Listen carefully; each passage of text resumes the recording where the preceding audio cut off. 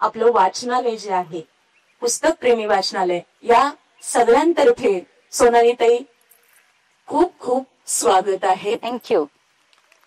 आणि समोर बघितल्यानंतर एक एनर्जी तुम्हाला, एक ऊर्जा तुम्हाला जाणवत असेल, किती हसरा, मोकळा, लाजरा, बावरा असा छान नंतर आवाज पण आपल्याला ऐकायचा आहे. तर या सोनालीताईचा परिचय मी थोडक्यात जरा सांगते आधी, आणि मग आपण मूळच्या कार्यक्रमाला सुरुवात करूया. सोनाली नवांकर या भारतातल्या स्पर्शज्ञान नावाच्या पहिल्या नोंदणीकृत मराठी ब्रेल पाक्षिकाच्या 2008 पासून उपसंपादक आहेत आणि रिलायन्स दृष्टी या ब्रेल पाक्षिकासाठी सातत्याने त्या लेखन करत असतात. मुक्त पत्रकार आहेत, विविध नियतकालिकांमधून त्या लेखन करत असतात, अनुवादक आहेत, निवेदिका आहेत. त्यांनी लिहिलेल्या वृत्तपत्रांचं संकलन असलेलं स्वच्छंद हे पुस्तक मेनका प्रकाशननं प्रकाशित केलेलं आहे. आणि ऑस्कर पिस्टोरियस या धावपटीच्या आत्मकथनाचा त्यांनी केलेला अनुवाद ड्रीम रनर या नावाने सुद्धा मनोविकासनं ते पुस्तक प्रकाशित केलेलं आहे.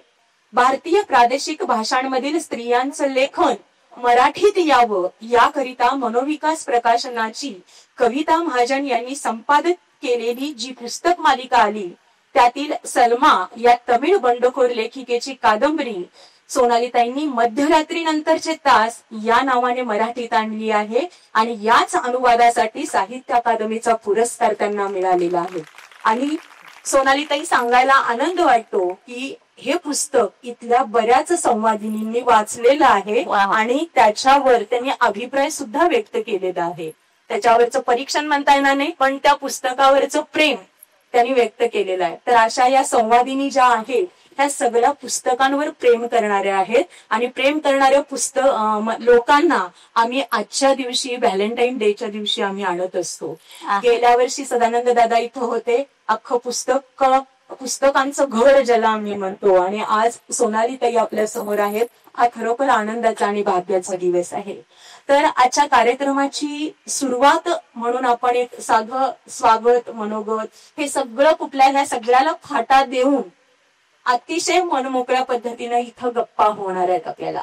आणि स्वागत हे कशासाठी चाललेलं आहे तुम्हाला सांगितलेलंच आहे. प्रास्ताविकामध्ये मी सांगितलं की आजचा दिवस व्हॅलेंटाईन डेला कुठल्याही झाडाच्या आड कोपऱ्यात न बसता लपून छपून वगैरे असं बिनधास्तपणे ही बाग आम्ही ताब्यात घेतो. आणि इथं छानपैकी एका पुस्तकांवर प्रेम करणाऱ्या एका माणसाची छानपैकी मुलाखत घेतो, तेही या सगळ्या पुस्तकांवर प्रेम करणाऱ्या आमच्या संवादिनी आणि वाचनालयाच्या सगळ्या आमच्या मेंबर्स आमच्या या संवादिनीवर. आणि या पुस्तकांच्या प्रेम करणाऱ्या पुस्तक प्रेमी सुद्धा तिथे उपस्थित आहेत. त्यामध्ये फक्त संवादिनी लेडीज नाहीये तर जेंट्स सुद्धा आहेत. तर असा एक छान कार्यक्रम निसर्गाच्या सानिध्यात होत असतो आणि त्यासाठी आजचा हा प्रेम दिवस आम्ही निवडलेला आहे. संवादिनीचं हे 7वं वर्ष आहे आणि हा व्हॅलेंटाईन डेच्या मुलाखतींचा हा 3रा कार्यक्रम आहे. आणि त्यामुळे छान आजची सुरुवात होतीये. पण सुरुवातीला आपण एक छान सोनालीताईला एक आपल्याकडून एक मानपत्र देणार आहोत. सगळे तयार आहेत? स्वागत तर करणारच आहोत आपण आणि स्वागत केलेलंच आहे, पण स्वागताच्या रूपानं पुन्हा हे मानपत्र सुद्धा देणार आहोत. आणि ते मानपत्र सोनालीताईच्या हस्तेच त्याचं ओपनिंग सुद्धा व्हावं इतकं सुंदर केलेलं आहे. आणि आणखीन एक सांगायला दुग्ध शर्करा योग असा असतो की अशी माणसं आपल्या अवतीभोवती आहेत की त्याने आपल्या संवादिनीचं असू दे किंवा आपलं आयुष्य असू दे आणखीन उजळत चाललेलं आहे. आणि असं सोनेरी असा छान ड्रेस घातलेला असा माणूस त्या शब्दांकन केलेलं आहे, त्यामुळे ते आणखीन उजळून निघालेलं आहे. त्यामुळे त्यांचं शब्दांकन जे आहे मानपत्राचं सदादादांनी केलेलं आहे. हे सगळं सांगायचं आटापिटा म्हणजे. तर ते छान पहिल्यांदा आपण स्वागताच्या ऐवजी ते पहिल्यांदा आपण मानपत्रच त्यांना देतोय. फुल पाकळ्या हे सगळं घडून जाणार आहे आणि आजच्या दिवसात तर फारच लागतात ते. त्याच्यापेक्षा आपण मानपत्राने स्वागत देतोय. मी अर्चनाला विनंती करते की तिने यावं आणि सोनालीताईला ते मानपत्र, ते सुंदर आहे म्हणून ते देखणं तेवढंच दिसायला पण सुंदर आहे बघा. मानपत्र असे आहे बघा की स्वयंभू असण्यातही आणि दिसण्यातही. जगणं आनंदाचं करणाऱ्या तिच्या उत्साहाला खीळ घालणारे भेटत असतात पावलोपावली, तेव्हा तिच्या काळजात कुठेतरी सगत राहतं. ती दाखवत नाही चेहऱ्यावर, पण सोसत राहते. धट्ट्या कट्ट्या जीवांना दिशा दाखवत राहते. भूतकाळ पचवत ती वाट तुडवत आहे यशाची. भूतकाळ पचवत ती वाट तुडवत आहे यशाची. मागून येणाऱ्यांसाठी मळवत आहे एक हमरस्ता. आपल्या शब्दातून, दिलखुलास हसण्यातून भवताल पाहतो जेव्हा तिच्याकडं अनेक नजरांनी, तेव्हा त्या पापण्यात तिला दिसत असतं बरच काही. ती मात्र म्हणत असते, माझं स्वत्व मला जपू द्या, माझ्या जगात मला मनसोक्त वावरू द्या. ती म्हणत असते, माझं स्वत्व मला जपू द्या, माझ्या जगात मला मनसोक्त वावरू द्या. तिचा साराच प्रवास देखणा आणि विलोभनीय. ऱ्हास होणाऱ्या प्रत्येक टप्प्यावर इतरांबरोबर घसरत जाणं नाकारणारी तिच्यासारखी माणसं अपवादानच भेटत असतात आपल्याला. अशी माणसं प्रसंगी उपहास आणि एकटेपण सहन करतात, पण पाठीचा कणा ताठ ठेवत आपण पृष्ठवंशीय आहोत हे पदोपदी सिद्ध करतात. आणि तिनंही ते अनेकदा केलं आहे. तिचा अभिमान वाटतो तो त्यासाठीच. आतला आवाज सोबत घेऊन वावरणाऱ्या, त्याच्याशी अविभिचारी निष्ठेनं राहणाऱ्या, तिला कडकडीत सॅल्यूट ठोकायचा तो त्यासाठीच. हे सारे शब्द आणि टाळ्यांचा कडकडाटही त्याच्यासाठीच.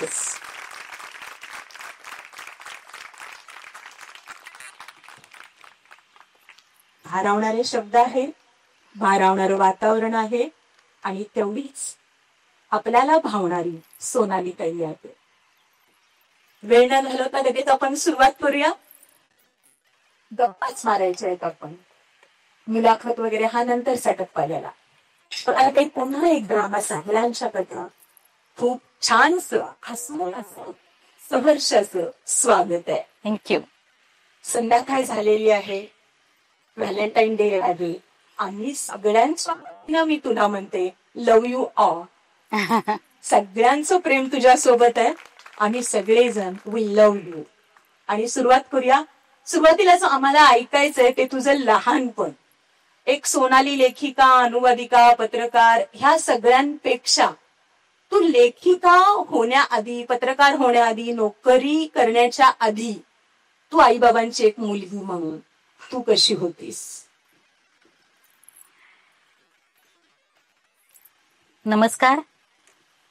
सगळ्यात आधी तुमचे सगळ्यांचे संवादिनीवर प्रेम करणाऱ्या संवादिनीच्या मैत्रिणी, सहकारी आणि इथे आलेले सगळे शाळकरी वयातले माझे मित्र मैत्रिणी, माझा दादा सदानंद दादा. इथे वाटेत येताना एका ठिकाणी कुठच्या तरी घराला कल्पवृक्ष होत, तर कल्पवृक्ष ची कल्पना आपल्याला माहिती आहे, ज्या झाडाखाली बसल्यावर सगळ्या इच्छा पूर्ण होतात असं आपण म्हणतो. तर माझा कल्पवृक्ष सदानंद दादा, माझी मैत्रीण वर्षा. मला सदानंद दादाच्या मुलाच्या लग्नात आम्ही भेटलो तेव्हापासूनच ठरवलं की ती सोनाली म्हणेल आणि मी तिला अर्चना. सांगलीत मी यायच्या आधी म्हणजे माझी कुठली सांगलीच नव्हे, कुठेही काही ठरलं की सदानंद दादा बरोबर चर्चा होत असते. आणि परवा लग्नाला आल्यावर त्याला इतकं नंतर वैतागून टाकलं होतं की मला सगळ्या जगापेक्षा जास्त उकडतं आणि बागेत जास्त उकडेल काय काय करायचं, कारण की मी त्यानंच जास्त दमते. माझ्या बोलण्याचा वेग खूप जास्त आहे, त्यामुळे तो वेग आणि आपण कायम बसतो त्याची एक अँझायटी असते, त्याच्यामुळे त्याचाही उकाडा. आणि एकूणातच फेब्रुवारीमध्ये अवतरलेला मार्च महिना त्याचा उकाडा, तर त्यामुळे मी त्याला भंडावून सोडलं होतं. तर तो डॉक्टर कल्याणी बरोबर मला घ्यायला आला. डॉक्टर कल्याणीनी आपल्या एवढ्या जबरदस्त प्रॅक्टिस मधून वेळ काढला, स्वतः ड्राईव्ह करून कल्याणी तिथेपर्यंत आली. त्यानंतर आम्ही इकडे आलो. श्री आणि सौ प्रदीप सुतार यांच्याकडे मी त्यांना हजारदा सूचना दिली होती की 2च पदार्थ करा किंवा 1 डिश मील करा. इतके पदार्थ करून दमून जाऊ नका. आणि मला खूप चवीनं सावकाश खायची सवय आहे, त्यामुळे पुढे याच्यात सगळं लक्ष डायव्हर्ट होईल. म्हणजे 2 पदार्थांना आपलं भरपूर प्रेम देण्याच्या ऐवजी 1 चमचा प्रेम सगळ्या पदार्थांना द्यायचं, हे नको करायला. पण त्यांच्या स्वभावाप्रमाणे त्यांनी ऐकलं नाही आणि त्यांनी उदंड पदार्थ केले. तर त्याच्यामुळं असं प्रेम वाटत आम्ही आलोय. आणि आता इथे अशी सुंदर सुरुवात झालीय. माझी मैत्रिणी अर्चना आलीये, करंदीकर काकू आलेत, सगळे जे मित्रमैत्रिणी इथे आहेत. तर मला खूप आनंद होतोय इथे येऊन. खूप दिवस झाले अर्चनानी सांगून ठेवलं होतं आणि सदानंद दादानी त्याच्या आधी मला फोन केलेला की तुला फोन येणार आहे आणि त्या कार्यक्रमाला तू हो म्हणायचं आहेस. तर पुढचा कार्यक्रम काय, पण दादा सांगतो तेव्हा काही विचार करायचाच नसतो. त्यामुळे मी त्यांनी विचारायच्या आधी म्हटलं होतं, पण इथे येऊन त्या हो म्हणण्याचं सार्थक झालं असं मला वाटतं. त्यामुळे वर्षांनी सुरुवात केल्याप्रमाणे प्रेम दिवसाच्या तुम्हाला सगळ्यांना शुभेच्छा. I love you all. मला फक्त पाणी ओतून ग्लासमध्ये. तर लहानपणाचं विचारलं तिनं. मी राहते गेली 24-25 वर्ष कोल्हापुरात, पण माझं लहानपण गेलं 32 शिराळ्यात. तर माझा फक्त माईकवर आवाजच गोड येतो. ऍक्च्युली मी मुळी सुद्धा गोड नाहीये. तिखट झणझणीत, म्हणजे मी कोल्हापूरचा तांबडा पांढरा खाल्लेला नाही, कारण मला आवडत नाही नॉनव्हेज खायला. मी चव घेऊन बघितलीये, पण माझी ती चॉईस नाही. पण स्वभावात तो तांबडा पांढराच आहे. आणि दुसरी गोष्ट, आणखी एक पॉइझनस कॉम्बिनेशन असं आहे की मी 32 शिराळ्याची आहे. तेव्हा बाबा मला सारखं म्हणतात की तू बघेल तेव्हा फडा काढतेस. तर मी त्यांना सांगितलं की मी नागाचा गोळ घेतलेला आहे, तुम्ही माझी काढली नाही विनाकारण, तर मी काही तुमच्यावर फडा उगारणार नाही. मी निवांत तुमच्या बरोबर मैत्रीत असेल. पण मला कोणी काय म्हणतात चुकीच्या मुद्द्यावर येत असेल तर मी मुद्द्यावर येणारच, त्यात काही शंका नाही. त्या दृष्टीनं शिराळ्याचा धर्म मी निभावते. तर इयत्ता 4थी पर्यंत माझं लहानपण जे आहे ते तुमच्यासारखंच होतं. असं म्हणताना थोडासा फरक करायचा आहे की त्यावेळी मोबाईल हातात नव्हते, लँडलाईन सुद्धा आमच्या गावात पोहोचलेल्या नव्हत्या. मी जेव्हा 4थीत होते ते साल होतं 1988-89. तर तेव्हा मी 4थीत होते. म्हणजे त्या काळात त्या छोट्याशा गावात सिनेमातली गावं दाखवतात तसंच ते गाव होतं. काहीही टीव्ही पण एकच होता गावात, आणि तो बघायची काही अशी कुणाला अजून रेडिओच सगळे ऐकायचे, आणि खास करून सांगली आकाशवाणी. दुसरं काही ऐकायचा नादच नव्हता. आजूबाजूच्या देवळांमध्ये कीर्तन वगैरे व्हायचे तेव्हा ते ऐकायला जायचो. आणि शेजारी ओढा होता, त्यामुळे शाळेतून, आणि आता तुमच्यासारखं आम्हाला काही अभ्यासाचं प्रेशर नव्हतं. मनात आला तर अभ्यास, नाहीतर होमलत जावा शब्द असायचा. तर त्यामुळे, आणि घरी पण कोणी असं काही प्रेशर करायचं नाही, अभ्यास करा. फार कष्ट न करता 1-2 नंबर त्यावेळी आलेला असायचा. पण 1-2 नंबर येतो म्हणजे आपले हात आभाळाला पोहोचलेत हे माहित नव्हतं, कारण की आई बाबांना त्या नंबराचं काही कौतुक नव्हतं. त्या गल्लीभर फिरत राहायचं. संध्याकाळी कोणीतरी शोधायला यायचं की भवान्या, मी आणि माझी एक चुलत बहीण, भवान्या किंवा टिंगाण्या कुठे फिरायला गेल्यात त्यांना धरून आणा कोणीतरी. आणि आम्ही कुठेही फिरत असायचो, खास करून ओढ्याकाठी. आणि 3 सांजेनंतर ओढ्याकाठी जायचं नाही अशी सूचना होती. तर आपल्याला एखादी गोष्ट करू नका म्हटलं की आपण मुद्दाम करून बघतो. त्यामुळे ओढ्याकाठी जाऊ नका म्हटल्यावर मुद्दाम आम्ही तिथे जायचो आणि कुठे भूत दिसतंय का पाहायचो, की त्याची भीती दाखवलेली असायची. पण त्यावेळी सोशल मीडिया नव्हता आणि सिनेमे इतके पोहोचलेले नव्हते, त्यामुळे भूत पांढऱ्या कपड्यात वावरतं हे सुद्धा माहित नव्हतं. म्हणून ज्याचा चेहराच माहित नाही त्याची भीती कशी वाटणार, तर कधीच भीती कशाची वाटली नाही. तर असं गावभर हुंडारणं, शालेय अभ्यास करणं. मराठी शाळेत होतो आम्ही, ज्या मराठी शाळेत स्वच्छतागृहाची सोय सुद्धा नव्हती. तर अशा ठिकाणी कसं आहे की कुणाच्याही घरी पाहुणे आले की त्यातल्या त्यात चटपटीत बोलणाऱ्या ज्या मुलं असतात त्यांना विविध गुणदर्शन कार्यक्रम करायला बोलावलं जातं. कारण पाहुण्यांचं मनोरंजन करायला आता टीव्ही आपल्या हॉलमध्येच येऊन बसलाय, आणि आपण कोणीही बसलं की टीव्हीच लावून ठेवतो. तर तशी पद्धत नसल्यामुळं आम्हा सगळ्या कलाकारांना चान्स मिळायचा आणि आम्ही सगळे आमचं नाचगाणं वगैरे करायचो, कविता म्हणून दाखवायचो. त्यावेळी कथाकथन स्पर्धांमध्ये वगैरे भाग घ्यायचे. त्यामुळे जे काही तोंडपाठ आहे, तोंडपाठ असण्याचं खूप कौतुक होतं. त्यामुळे ते कथाकथन स्पर्धांमधलं वगैरे सगळ्या इसाप नीतीतल्या गोष्टी वगैरे साभिनय म्हणून दाखवल्या की पाहुणे खुश व्हायचे आणि मग एखादी लिमलेटची गोळी किंवा श्रीखंडाची गोळी बक्षीस म्हणून मिळायची. तर असं साधंसंच आयुष्य होतं. किल्ला होता शिराळ्यातला, ज्याचा इतिहास सदानंद दादाला माहितीये. इतिहासाच्या नावानं पेपरमध्ये पैकीच्या पैकी मार्क मिळवण्या इतपतच जिव्हाळा मला होता. दादामुळे मी आता तो जरा जागरूकपणे बघायला लागलेली आहे किंवा कामाच्या निमित्तानं. तर त्यामुळं असं माझ्यासारखंच सगळ्यांचं बालपण होतं. ते बालपण एक वेगळा प्रसंग घडला म्हणूनच बदललं. तोपर्यंत स्थैर्य सगळं असंच होतं.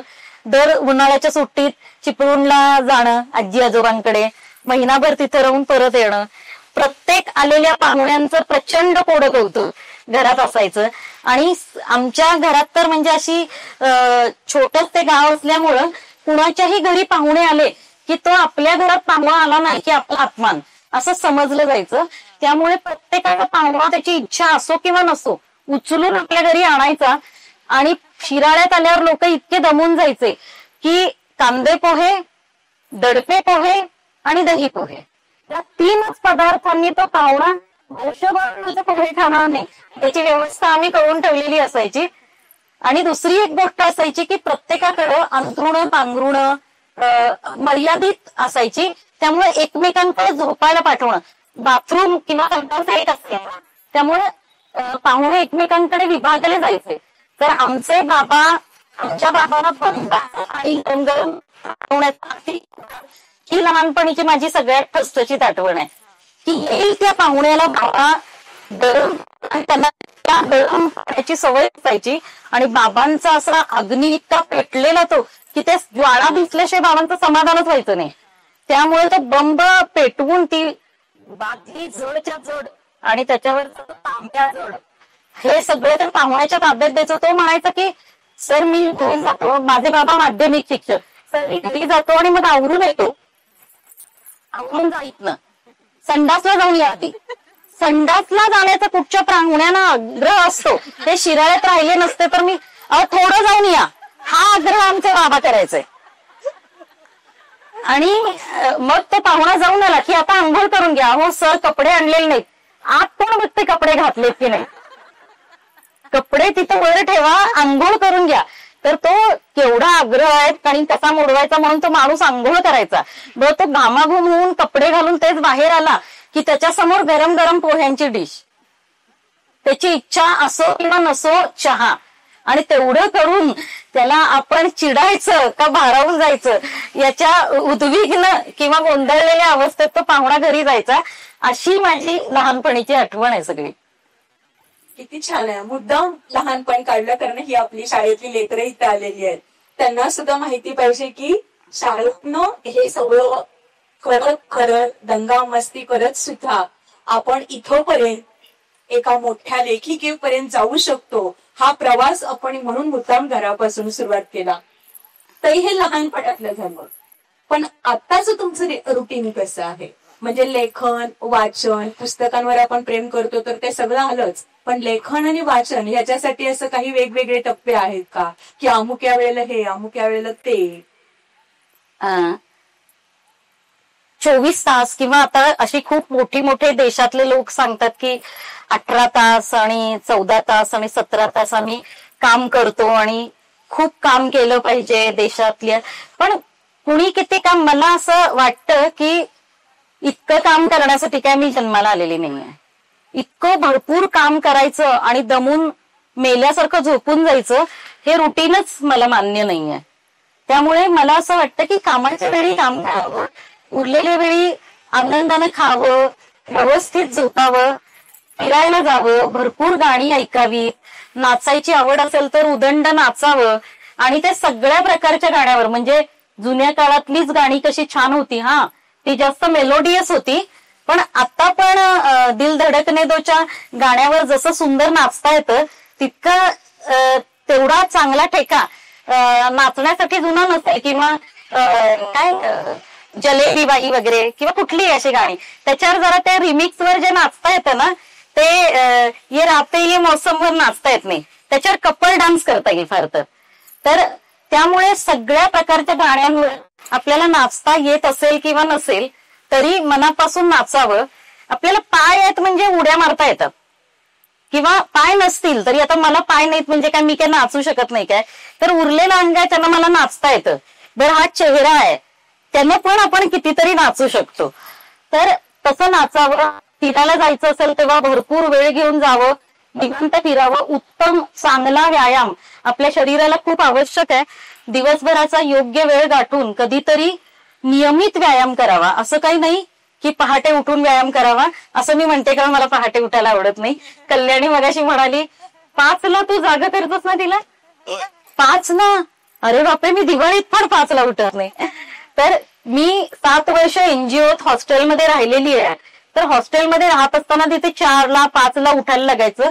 त्यामुळे हॉस्टेल सोडताना मी हेच स्वप्न बाहेर घेऊन पडले की सकाळी मला जाग आल्याशिवाय मी उठणार नाही. तर तुम्ही ते ऐकू नका. तुमच्या शाळा बिळा असतात, सुट्टीच्या दिवशी ठीक आहे, तुम्हाला लवकर उठणं भागच आहे, पण आता शाळा बिळा कॉलेज बिलेज संपवून आता काम पण मला माझं सापडलंय. त्यामुळं मला हा हक्क आहे की मी हा माझ्या पद्धतीचं रुटीन आखू शकते. तर हे असं करते, अमुक वेळच अनुवाद करावा, म्हणजे बसले समजा कामाला तर मी सलग करते, पण 3-4 दिवस सलग खूप काम केलं की 3-4 दिवस वेगळंच काहीतरी करावं असं वाटतं. जसं मी मगाशी कल्याणीला म्हटले की कधी कधी मी फिल्म फेस्टिवल करते. माझ्याकडे खूप देशोदेशीचे सिनेमे आहेत. शिवाय आता चांगले OTT प्लॅटफॉर्म्स आहेत, मूवी पासून नेटफ्लिक्स पासून बरेच प्लॅटफॉर्म आहेत, आणि हार्ड डिस्क मध्ये माझ्या खूप चांगले चांगले सिनेमे मी साठवलेत. तर कधी कंटाळाला सलग कामानं की एक दिवसात मी 3 किंवा 4 वेगवेगळ्या सिनेमे बघते, आणि त्यानंतर सगळेच सिनेमांच्या स्टोरीज एकमेकात मिक्स व्हायला लागल्या की मग कळतं की आता बास करायला पाहिजे, अतिरेक झालेला आहे, आणि मग थांबवते. तर माझं रुटीन मी हे माझ्या आनंदाप्रमाणे आता निश्चित केलेलं आहे. आणि खूप काम केलंच पाहिजे असं नाही. आपल्याकडे पूर्वी शेतीत सुद्धा असं म्हणायचे की 12माही पिकं अशी घ्यायची नाहीत, एकच किंवा पैशाचं पीक. तर काही वेळ जमिनीत नत्र पिकं असायची, काही वेळ जमीन मोकळी ठेवली जाईल की त्यावेळीच जमिनीत पुढच्या पिकांसाठीचं काहीतरी एक रसायन तयार होत असतं. मला असं वाटतं माणसाबाबतीत, माणसाच्या मेंदू बाबतीत आणि शरीराबाबतीत सुद्धा हेच खरं आहे की आपण आपली पिकं, आपली कामं बदलत राहावीत, तरच कामाचा चांगला गुणवत्तापूर्ण आउटपुट आपल्याला काढता येतो. तर रुटीन असं असतं. एक प्रश्न असा आहे की वयाच्या 20व्या वर्षापर्यंत घराच्या खिडकीतून तू जग पाहत होतीस. आता संपादक, लेखिका, अनुवादिका हे करत करत तू विमानाच्या खिडकीतून जग प्रवास करून आलीस. असं करताना तुझ्यासारखी शारीरिक मर्यादा असणारी मुलगी जी खिडकीतून जगाकडे बघत होती ती आता विमानाच्या खिडकीतून जगाकडे बघते. तेव्हा लोक कसे तुझ्याकडे बघतात आणि तुला काय वाटतं त्यावेळेला, आणि एवढं सगळं करण्यासाठी बळ येतं कुठून तुझ्यात? हा एक प्रश्न विचारल्यासारखं करतो आणि त्या एका प्रश्नात 5 प्रश्न विचारतो. हा संपादक आहे खरं तर. की आणि पहा, कमीत कमी कष्टात ऊर्जेत, म्हणजे कष्ट त्याचा बुद्धीचे वर्षानुवर्ष झालेले आहेत, त्यामुळं असा पल्लेदार प्रश्न तो विचारू शकतो. पण कमीत कमी ऊर्जा जाळत एकच प्रश्न त्यानं असा विचारला की अर्धा तास मी एकटीच बॅट घुमवत राहिले पाहिजे.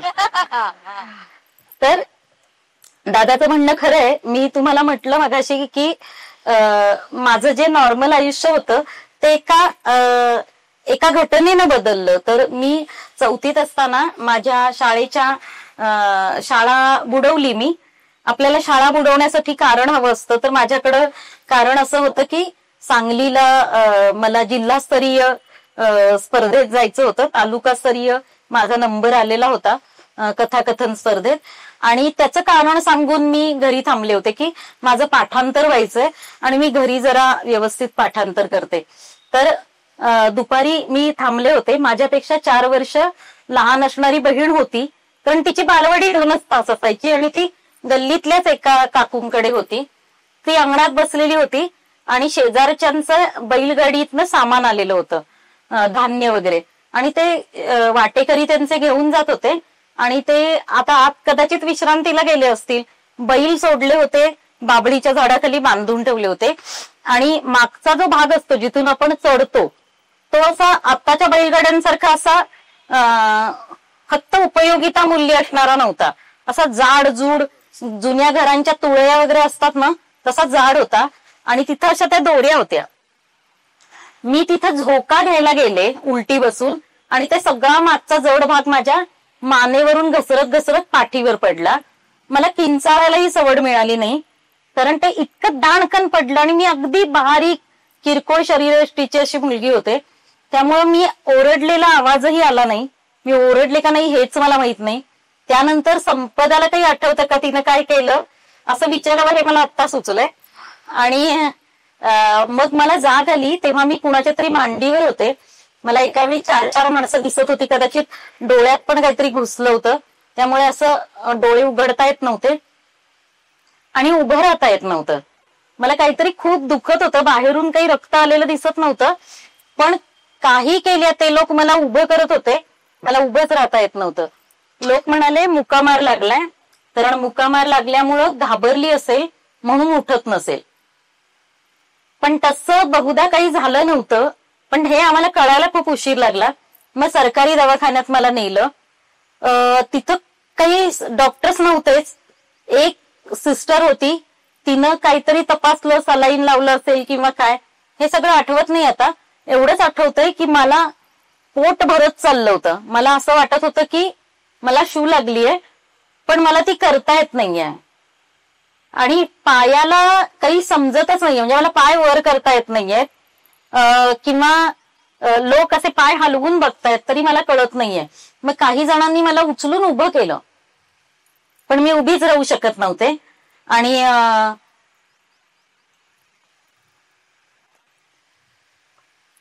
त्यानंतर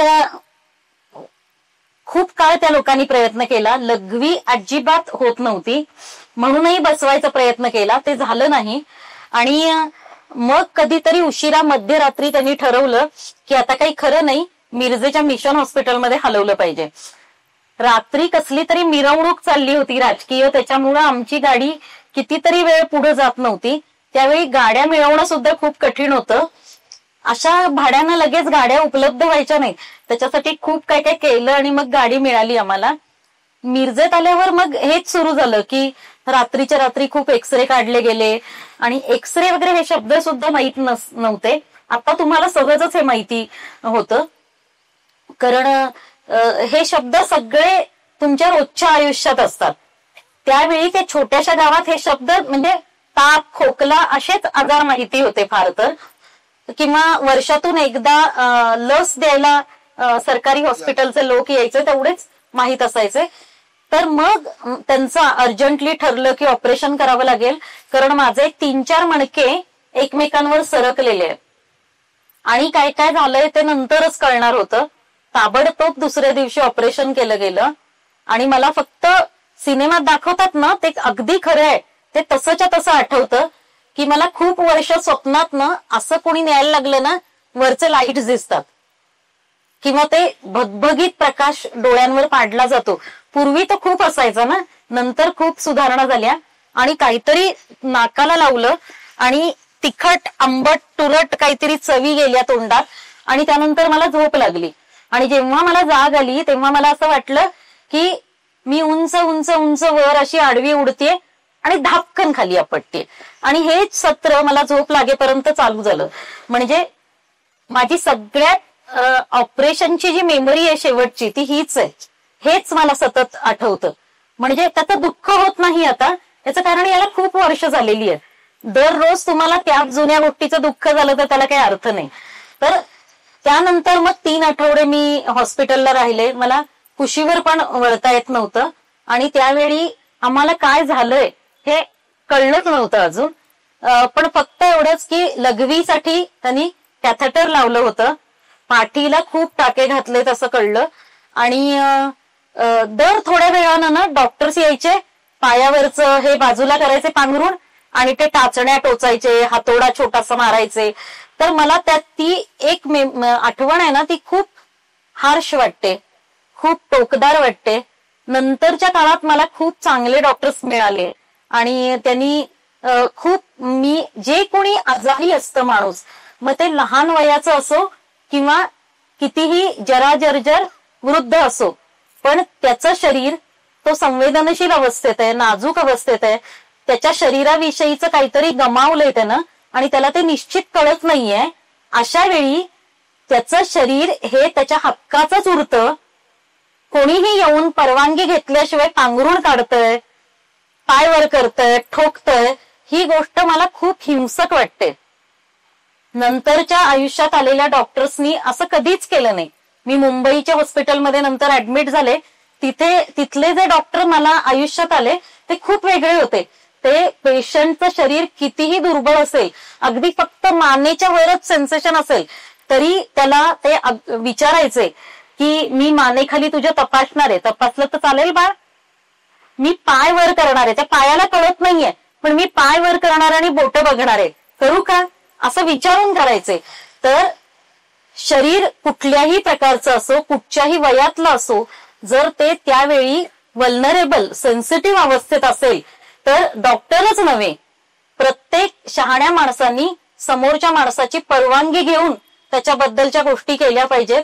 मी अनेकदा बघते की अनेक माणसांच्या घरामध्ये आजारी माणूस असेल ना, तर त्याची सेवा केल्याच्या थाटात त्याची परवानगी, त्याचा कन्सर्न गृहीतच धरला जात नाही. आणि मी एका सिनेमाचं नाव, थोडंसं विषयांतर होईल या निमित्तानं, सिनेमाचं नाव तुम्हाला सांगते. नेटफ्लिक्सवर तो होता, अजूनही असेल कदाचित. मार्गारेटा विथ अ स्ट्रॉ नावाचा सिनेमा आहे. कल्की केकला नावाची एक नटी आहे, तिनं त्याच्यात काम केलेलं आहे. तिला सेरिब्रल पाल्सी आहे. तुम्हाला माहितीये सेरिब्रल पाल्सी काय आहे? मेंदूकडून काही अवयवांवरचं नियंत्रण, सोप्यात सोपं तुम्हाला सांगायचं तर ते राहिलेलं नाहीये. सेरिब्रल म्हणजे मेंदू विषय, मेंदूतून होणाऱ्या नियंत्रणाविषयक. तर त्यामुळे ना तिला सेरिब्रल पाल्सी असतं आणि ती पॉवर चेअर घेऊन कॉलेजला जात असते. आता ही आहे मॅन्युअल चेअर आहे. कशी आहे?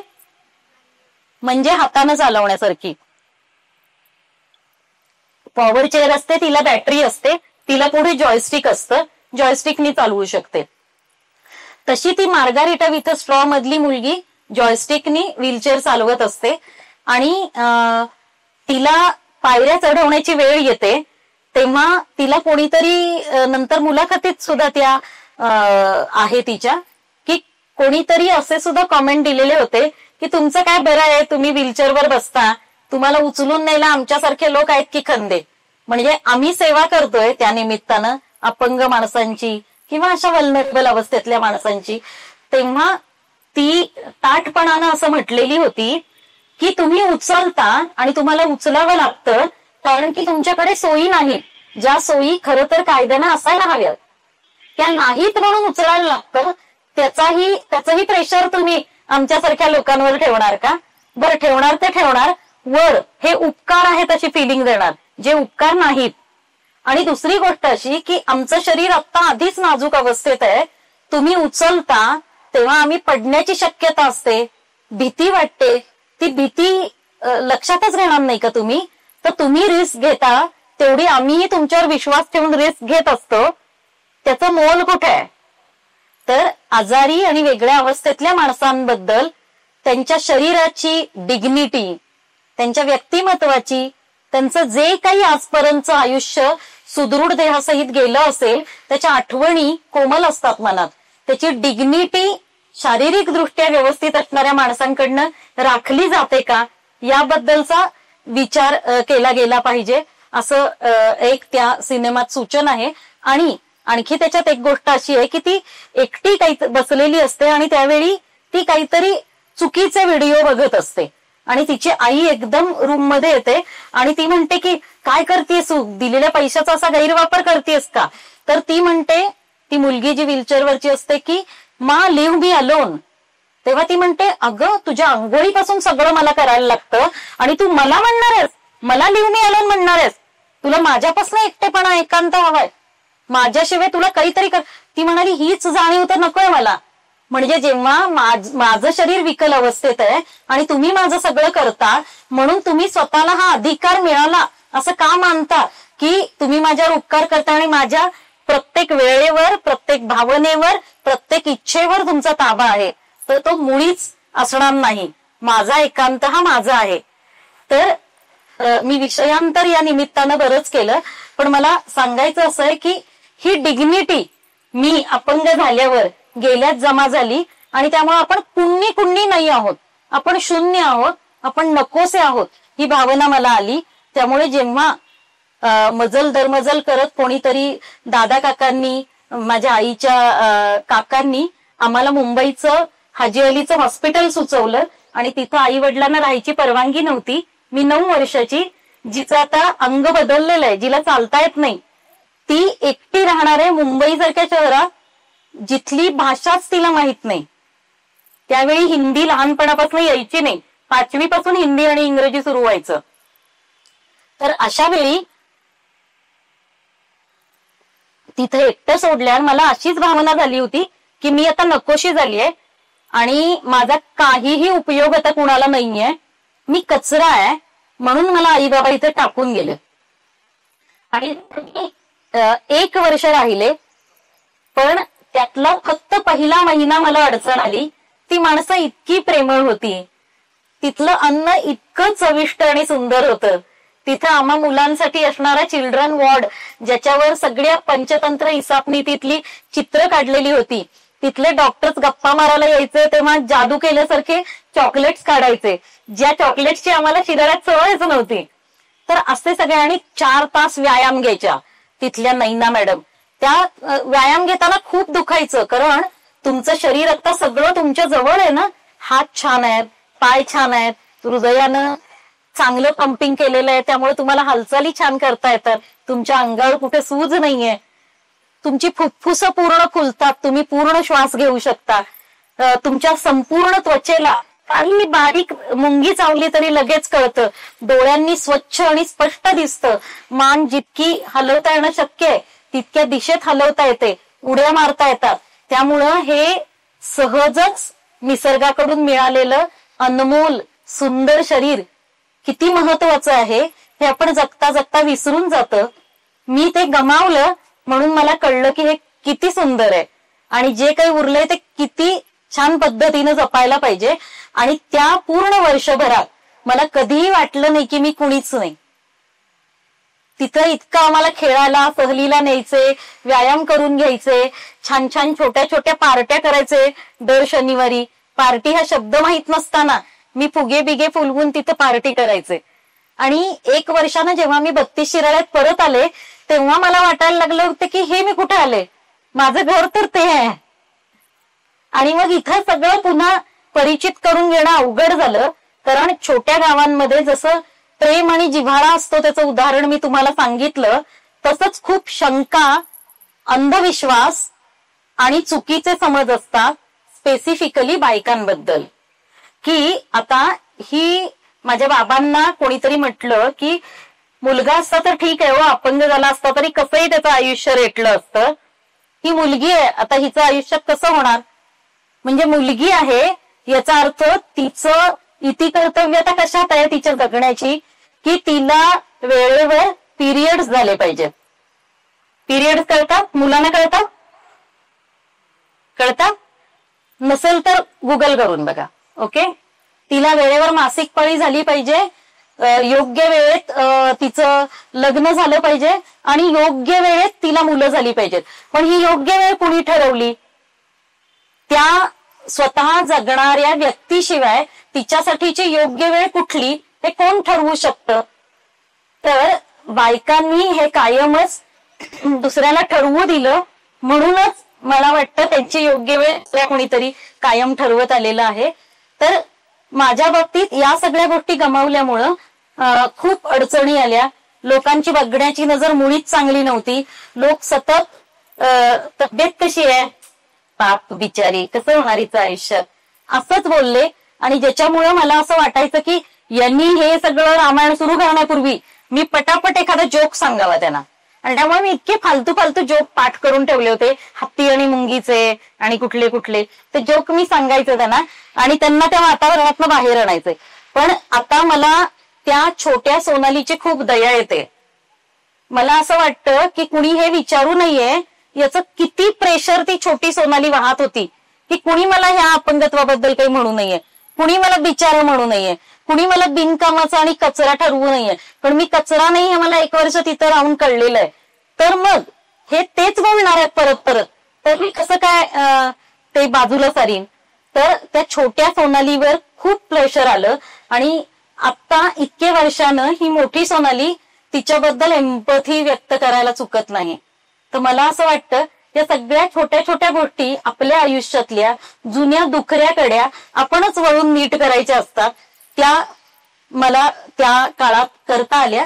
आणि ज्या खिडकीतनं दादा म्हणाला की मी बाहेर बघत बसायचे, सुरुवातीला मी शाळेत पण गेले, पण शाळेत एकूण 5वी ते 10वी मिळून मी महिनाभर गेले असेल.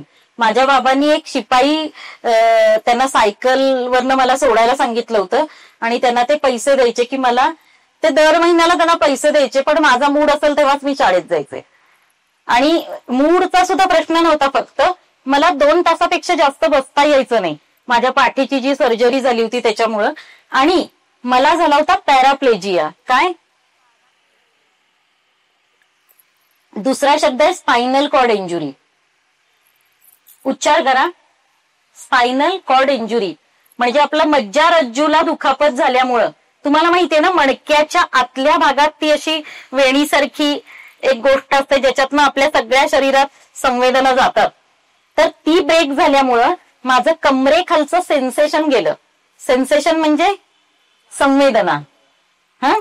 तर संवेदना गेली आणि लघवी संडास यासारख्या नैसर्गिक विधींवरचं नियंत्रण पण गेलं. म्हणजे शू शी कळायचं बंद झालं. आणि ते परत कधी कळेल का याची शक्यताच नाही. कारण मला पोलिओ नव्हता, सेरिब्रल पाल्सी नव्हती, स्पायनल कॉर्ड इंजुरी होती. तर त्यामुळे शाळेत उचलून नेलं तरी थोड्या वेळानं माझे कपडे ओले व्हायचे, कारण थेंब थेंब शू होत राहायची. आणि कपडे ओले झाले की मग मला घरी सांगावं लागणार ना. आणि मग तिथं काही मुलींनी चिडवलं मला की एवढी मोठी झाली आहे तरी कपड्यात लघवी करते. आणि मी शू झालेली मला कळलीच नव्हती आणि मागेपर्यंत ओघळ गेला होता. तर मला सुद्धा कळत नव्हतं की माझी शारीरिक परिस्थिती वेगळी आहे हे मुलींना समजावून सांगावं. त्यांनाही माहित नसणार ना.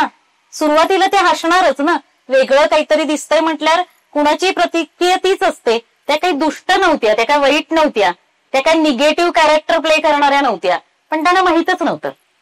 आणि शाळेतल्या शिक्षकांना सुद्धा असं ट्रेनिंग नव्हतं की त्यांनी हे सगळं उलगडून समजावून सांगावं. त्यामुळे मी शाळेत न जाण्याचा निर्णय घेतला आणि 1ली ते 4थी ते ग्रॅज्युएशन पर्यंत घरी अभ्यास केला. पण घरात एकटी असायचे, अशा वेळी दादानं ज्या खिडकीतनं सांगितलं ना त्या खिडकीतून मी बाहेर बघत बसायचे. हाताला वर यायचे, घट्टे पडायचे, तरी सुद्धा थोडसा हात झाडून मुंग्या त्या सगळीकडे विखुरल्या की परत मी हात त्या गजाला धरायचे आणि तास टक लावून बाहेर बघत बसायचे. कुठल्या वेळी कोण येतं, कुठली पक्षी कधी घरटी करतात. पुढच्या जुने वाडेच होते सगळे, त्यामुळे तिथल्या सगळ्या छोट्या छोट्या जागेत खोपच्यांमध्ये घरटी केलेली असायची. मग पोपट कधी घरटा करतो, चिमण्या कधी करतात, हे सगळं मला माहित झालं होतं. नारळाच्या झाडावरचं घुबड कधी बाहेर येतं. एकटीचं विश्व होतं, त्यामुळं बारीक सारीक सगळं बघत राहायचे मी. आणि त्या खिडकीतून बाहेर बघताना इतकी ओळख झाली होती की त्या रस्त्याच्या दर ऋतूत बदललेल्या खाचा खळगे सुद्धा मला माहित होते. तर त्या खिडकीतून जग बघताना आणि सगळ्यांची गप्पा मारताना मला माहितच नव्हतं की ही खिडकी कधीतरी मोठी होऊ शकेल, कधीतरी सगळं हे बदलू शकेल. आता हे काही मी निश्चय केला नव्हता. मी आणि माझी मैत्रीण तायडी एकमेकीत बोलायचो की आपण ना पुढे मोठं झाल्यावर एकत्र राहायचं, मग घराला अशा रंगाचे पडदे. पण ते सगळं किती खुळसट आहे ते मनातल्या मनात आम्हाला माहित होतं. कारण माझ्यासारख्या व्यक्तीला स्वप्न बघायचा, प्रेम करायचा अधिकार आहे का नाही हे माझ्याकडे फक्त पेशंट म्हणून बघणाऱ्या लोकांच्या सतत घोळक्यात असताना मी स्वप्न बघू शकले असते काय, तर मला माहित नव्हतं. तर त्या खिडकीतून बघत राहताना स्वप्न जगू शकतो इतकं माहित होतं. त्यामुळे मी सततच ते बाहेर बघत राहायचे. आणि ग्रॅज्युएशन होईपर्यंत, म्हणजे मी शिराळा सोडेपर्यंत मी ती खिडकी सोडली नव्हती. आणि फक्त 10वी मध्ये मी आमच्या शाळेत पहिली आले, त्यामुळे मला कळलं की बहुतेक मी हुशार सुद्धा आहे. पण तोपर्यंत मला मार्क पडायचं तेव्हा मला वाटायचं की प्रकाश नवांगुळ आणि स्मिता नवांगुळांची मुलगी, दोघंही शिक्षक, त्यामुळं माझ्यावर उपकार करून मला मार्क देतात. तर 10वीत पेपर्स बाहेर जातात, त्यामुळे खरे मार्क मला कळले. आणि त्यावेळेचे जे 82-83% मार्क पडले होते ना, ते आजच्या सगळ्या याच्यावर मात करतात. कारण तेव्हा मला खरी खूण पटली होती की मी खरंच, मला डोकं माझं चालू शकतं.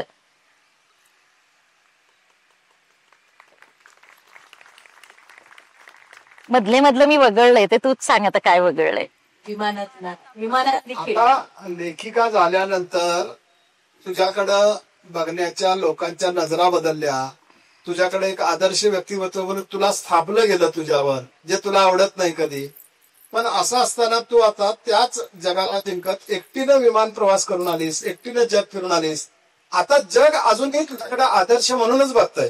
तुला ते आवडत नाही. तू जगाकडे कसं बघतेस आता? बदललेलं जग आहे तुझं सगळं आता.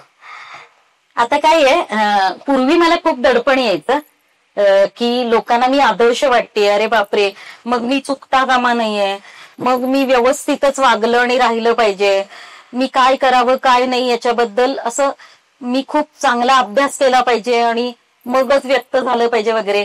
पण नंतर जसं आपण मोठं होतो ना, तेव्हा कळतं की ओके, आपल्यावर हे मोठेपणाचं आणि याचं कितीही जू दिलं तरी आपण ती गाडी ओढायची का, हे आपल्यावरच आहे. त्यामुळं मी कुणीही आदर्श नाही. मी चुकणारी आणि चुकांमधनं शिकणारी व्यक्ती आहे. मी 1000दा एखादी चुकीची गोष्ट न कळत करेन किंवा कळत चूक करेन आणि जबाबदारी घेईन, पण हे ओझं मी लादून घेणार नाही. आणि दुसरी गोष्ट, मी मगाशीच म्हटले ना की मी गोड नाहीये, मी तांबडा पांढरा जळजळीत रस्सा आहे. त्यामुळे मी खूप गोष्टी अंगावर ओढवून घेते आणि लोकांना सतत बारकाव्यात शिकवायला जाते. म्हणजे अजूनही असं होतं की अपंगत्वाबद्दलचे मनातले साचे इतके पूर्वंपार आणि इतके जुने आहेत आणि दिव्यांग सारख्या घाणेरड्या, मूर्ख, बावळट शब्दांनी त्याच्यात इतकी भर पडलेली आहे. अपंग किंवा विकलांग या शब्दानं एखाद्या व्यक्तीमध्ये कुठचं तरी अंग विकल असेल हे कळतं. मग त्याचं स्पेसिफिकेशन आपण नंतर बघू. सेरेब्रल पाल्सी आहे का, ड्वार्फ आहे का, पॅराप्लेजी आहे का, क्वाड्राप्लेजी आहे का, आणि काय आहे हे आपण नंतर बघू. पण दिव्य मी आहे का? आता तुम्ही मला सांगा की माझ्या मागे तुम्हाला असा त्या कुठच्या महाराजांच्या मागे असा प्रखर प्रकाश दिसतो, प्रभावळ, तसं दिसतंय का? नाही ना. माझं कुठचं तरी एक अंग असं चमकतंय का रत्ना माणकांनी, प्लॅटिनम वगैरे, सोन्यापेक्षा जास्त महागडं? नाही ना. म्हणजे मी माणूसच आहे. म्हणजे जर मला चुकून ओरखडा बसला तर रक्तच येणार आहे. आदिबाबाच्या भुवयातनं बाहेर पडायची तसं पडणार नाहीये. तर मी दिव्य आहे, अंग ज्याचे असा तो, म्हणजे दिव्यांग नव्हे. मी अपंग आहे, विकलांग आहे. आपण शरीराचं वर्णन वस्तुस्थितीजन्य करूया. अपंगत्व हे कुठच्याही पापाचं फळ नाही किंवा कुठच्याही पुण्यात्मा जन्माला आलेला नाहीये अपंग म्हणून. तर त्यामुळं अशा शब्दांचा विरोध करण्यासाठी मी जे बोलते त्याच्यामुळे मी खूप अंगावर ओढवून घेते. कारण लोक अतिशय दृष्टिकोन विरहित एखाद्या शब्दाचा स्वीकार करतात. आपण म्हणूनच आपल्याला आपण म्हणतो ना, आपल्याकडे बाईला धरून शिव्या जास्त आहेत आणि ते आपण सहजच देतो. उगीच म्हणताना सुद्धा चायला पटकन निघतं. त्याचा अर्थ काय? सवय रुळली आहे ना तोंडात, त्यामुळे आपण अर्थ आणि फोड करायला जात नाही. आणि त्याचं आता दादा सतत त्या शब्दाची फोड करून तो कुठून त्याची उत्पत्ती झाली याचं शास्त्र शोधून देऊ शकतो. तर तसं आपण करत नाही. तसा नाक जडला तर आपण जाणतेपणानं शब्द वापरू. तर यामुळे सुद्धा मी अंगावर ओढवून घेते. माझ्या लेखनाच्या आणि याच्या प्रवासात जे मी एनजीओत 7 वर्ष काम केल्यावर मी ठरवलं की 100% सोशल वर्कर म्हणून मला काम करायचं नाहीये. कारण की सोशल वर्कचं सुद्धा एक स्टिरिओटिपिकल इमेज झालेली आहे. मोकळं ढाकळं एकमेकांना आनंद देत घेत समाजकार्य करता येतं. समाजकार्य करण्यासाठी विटके कपडे होते करदमलेले वगैरे असं काही गरज नाहीये. मेकअप केला आणि डार्क लिपस्टिक लावलं आणि समाजकार्य केलं तरी चालतं.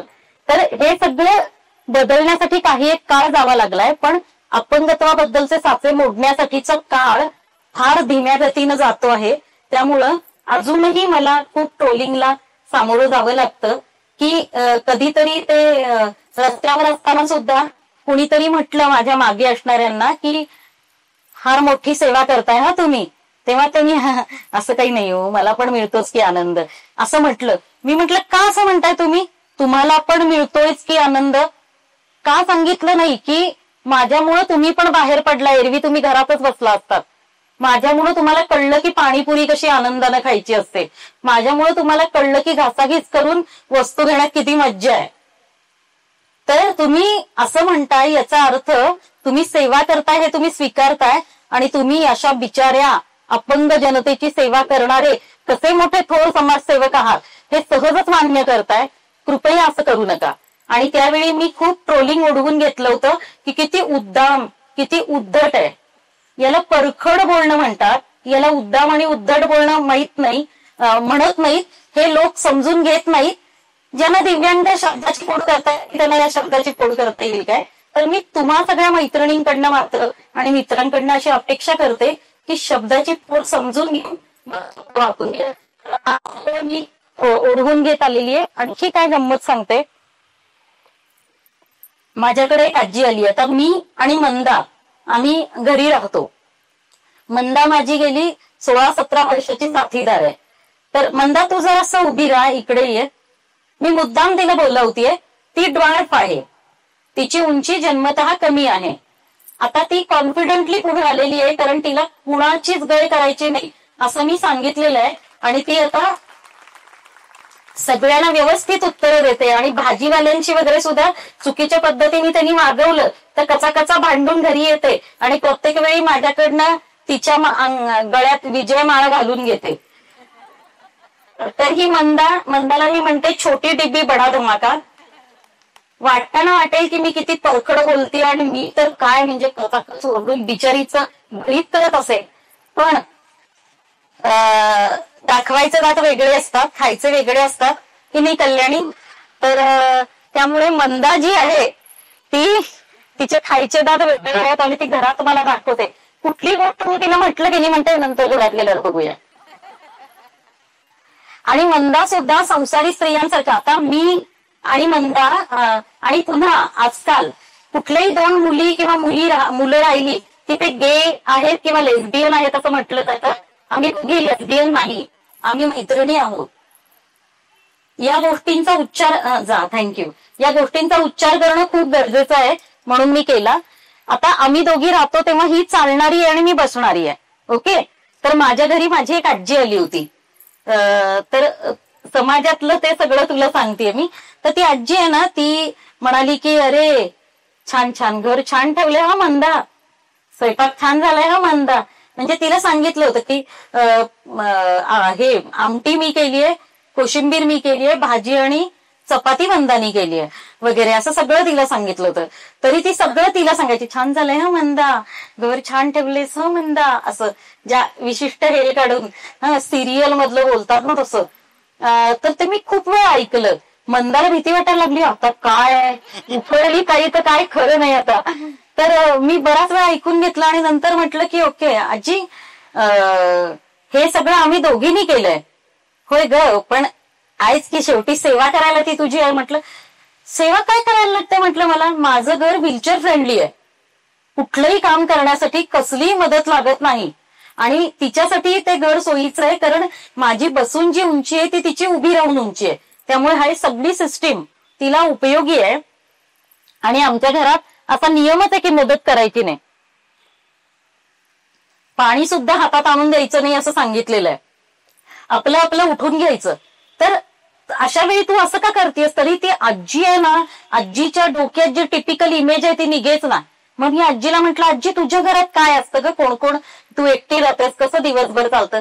आजी म्हटली, काही नाही, लादी पुसायला केर काढायला एक बाई येते आणि पोळ्याला वेगळी बाई ठेवली बाई मी. आणि भाज्या चिरण्याचा इतका त्रास होतो सांगू. माझं मंडळाचे वगैरे कार्यक्रम राहतात, तर भाज्या चिरायला मी एका बाईला सांगितलेलं आहे, रात्री येऊन ती सगळं चिरून फ्रीजमध्ये ठेवून जाते. म्हटलं फोन दे ना त्यांचा, त्यांना थँक्यू म्हणते, त्यांना सांगते किती छान आजीची आमच्या तुम्ही सेवा करताय. आणि ती म्हटली, असं कसं? मी त्यांना पगार देते. मग म्हटलं, मी पण तिची पालक आहे ना. तिच्या आयुष्यात तिला जी स्वप्न कदाचित बघता आली नसती, ती बघायला मी तिला सहाय्यभूत ठरते. मला जे मी एकटीनं कदाचित केलं नसतं, त्याच्यासाठी तिचं सहकार्य मला असतं. मग असं को लिव्हिंग नसतं काय?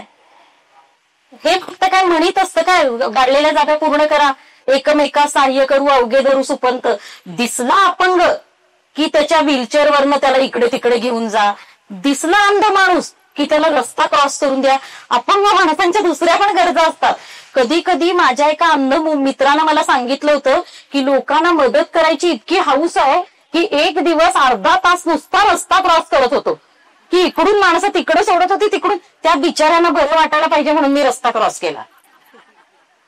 तर मला वाटतं की अपंगत्वाबद्दलचे हे साचे, तीही सुद्धा इच्छा आकांक्षा असणारी, मनोरंजनाच्या गरजा असणारी, बौद्धिक काम करणारी किंवा कलेच्या क्षेत्रात वेगळं काही करणारी मंडळी असतात.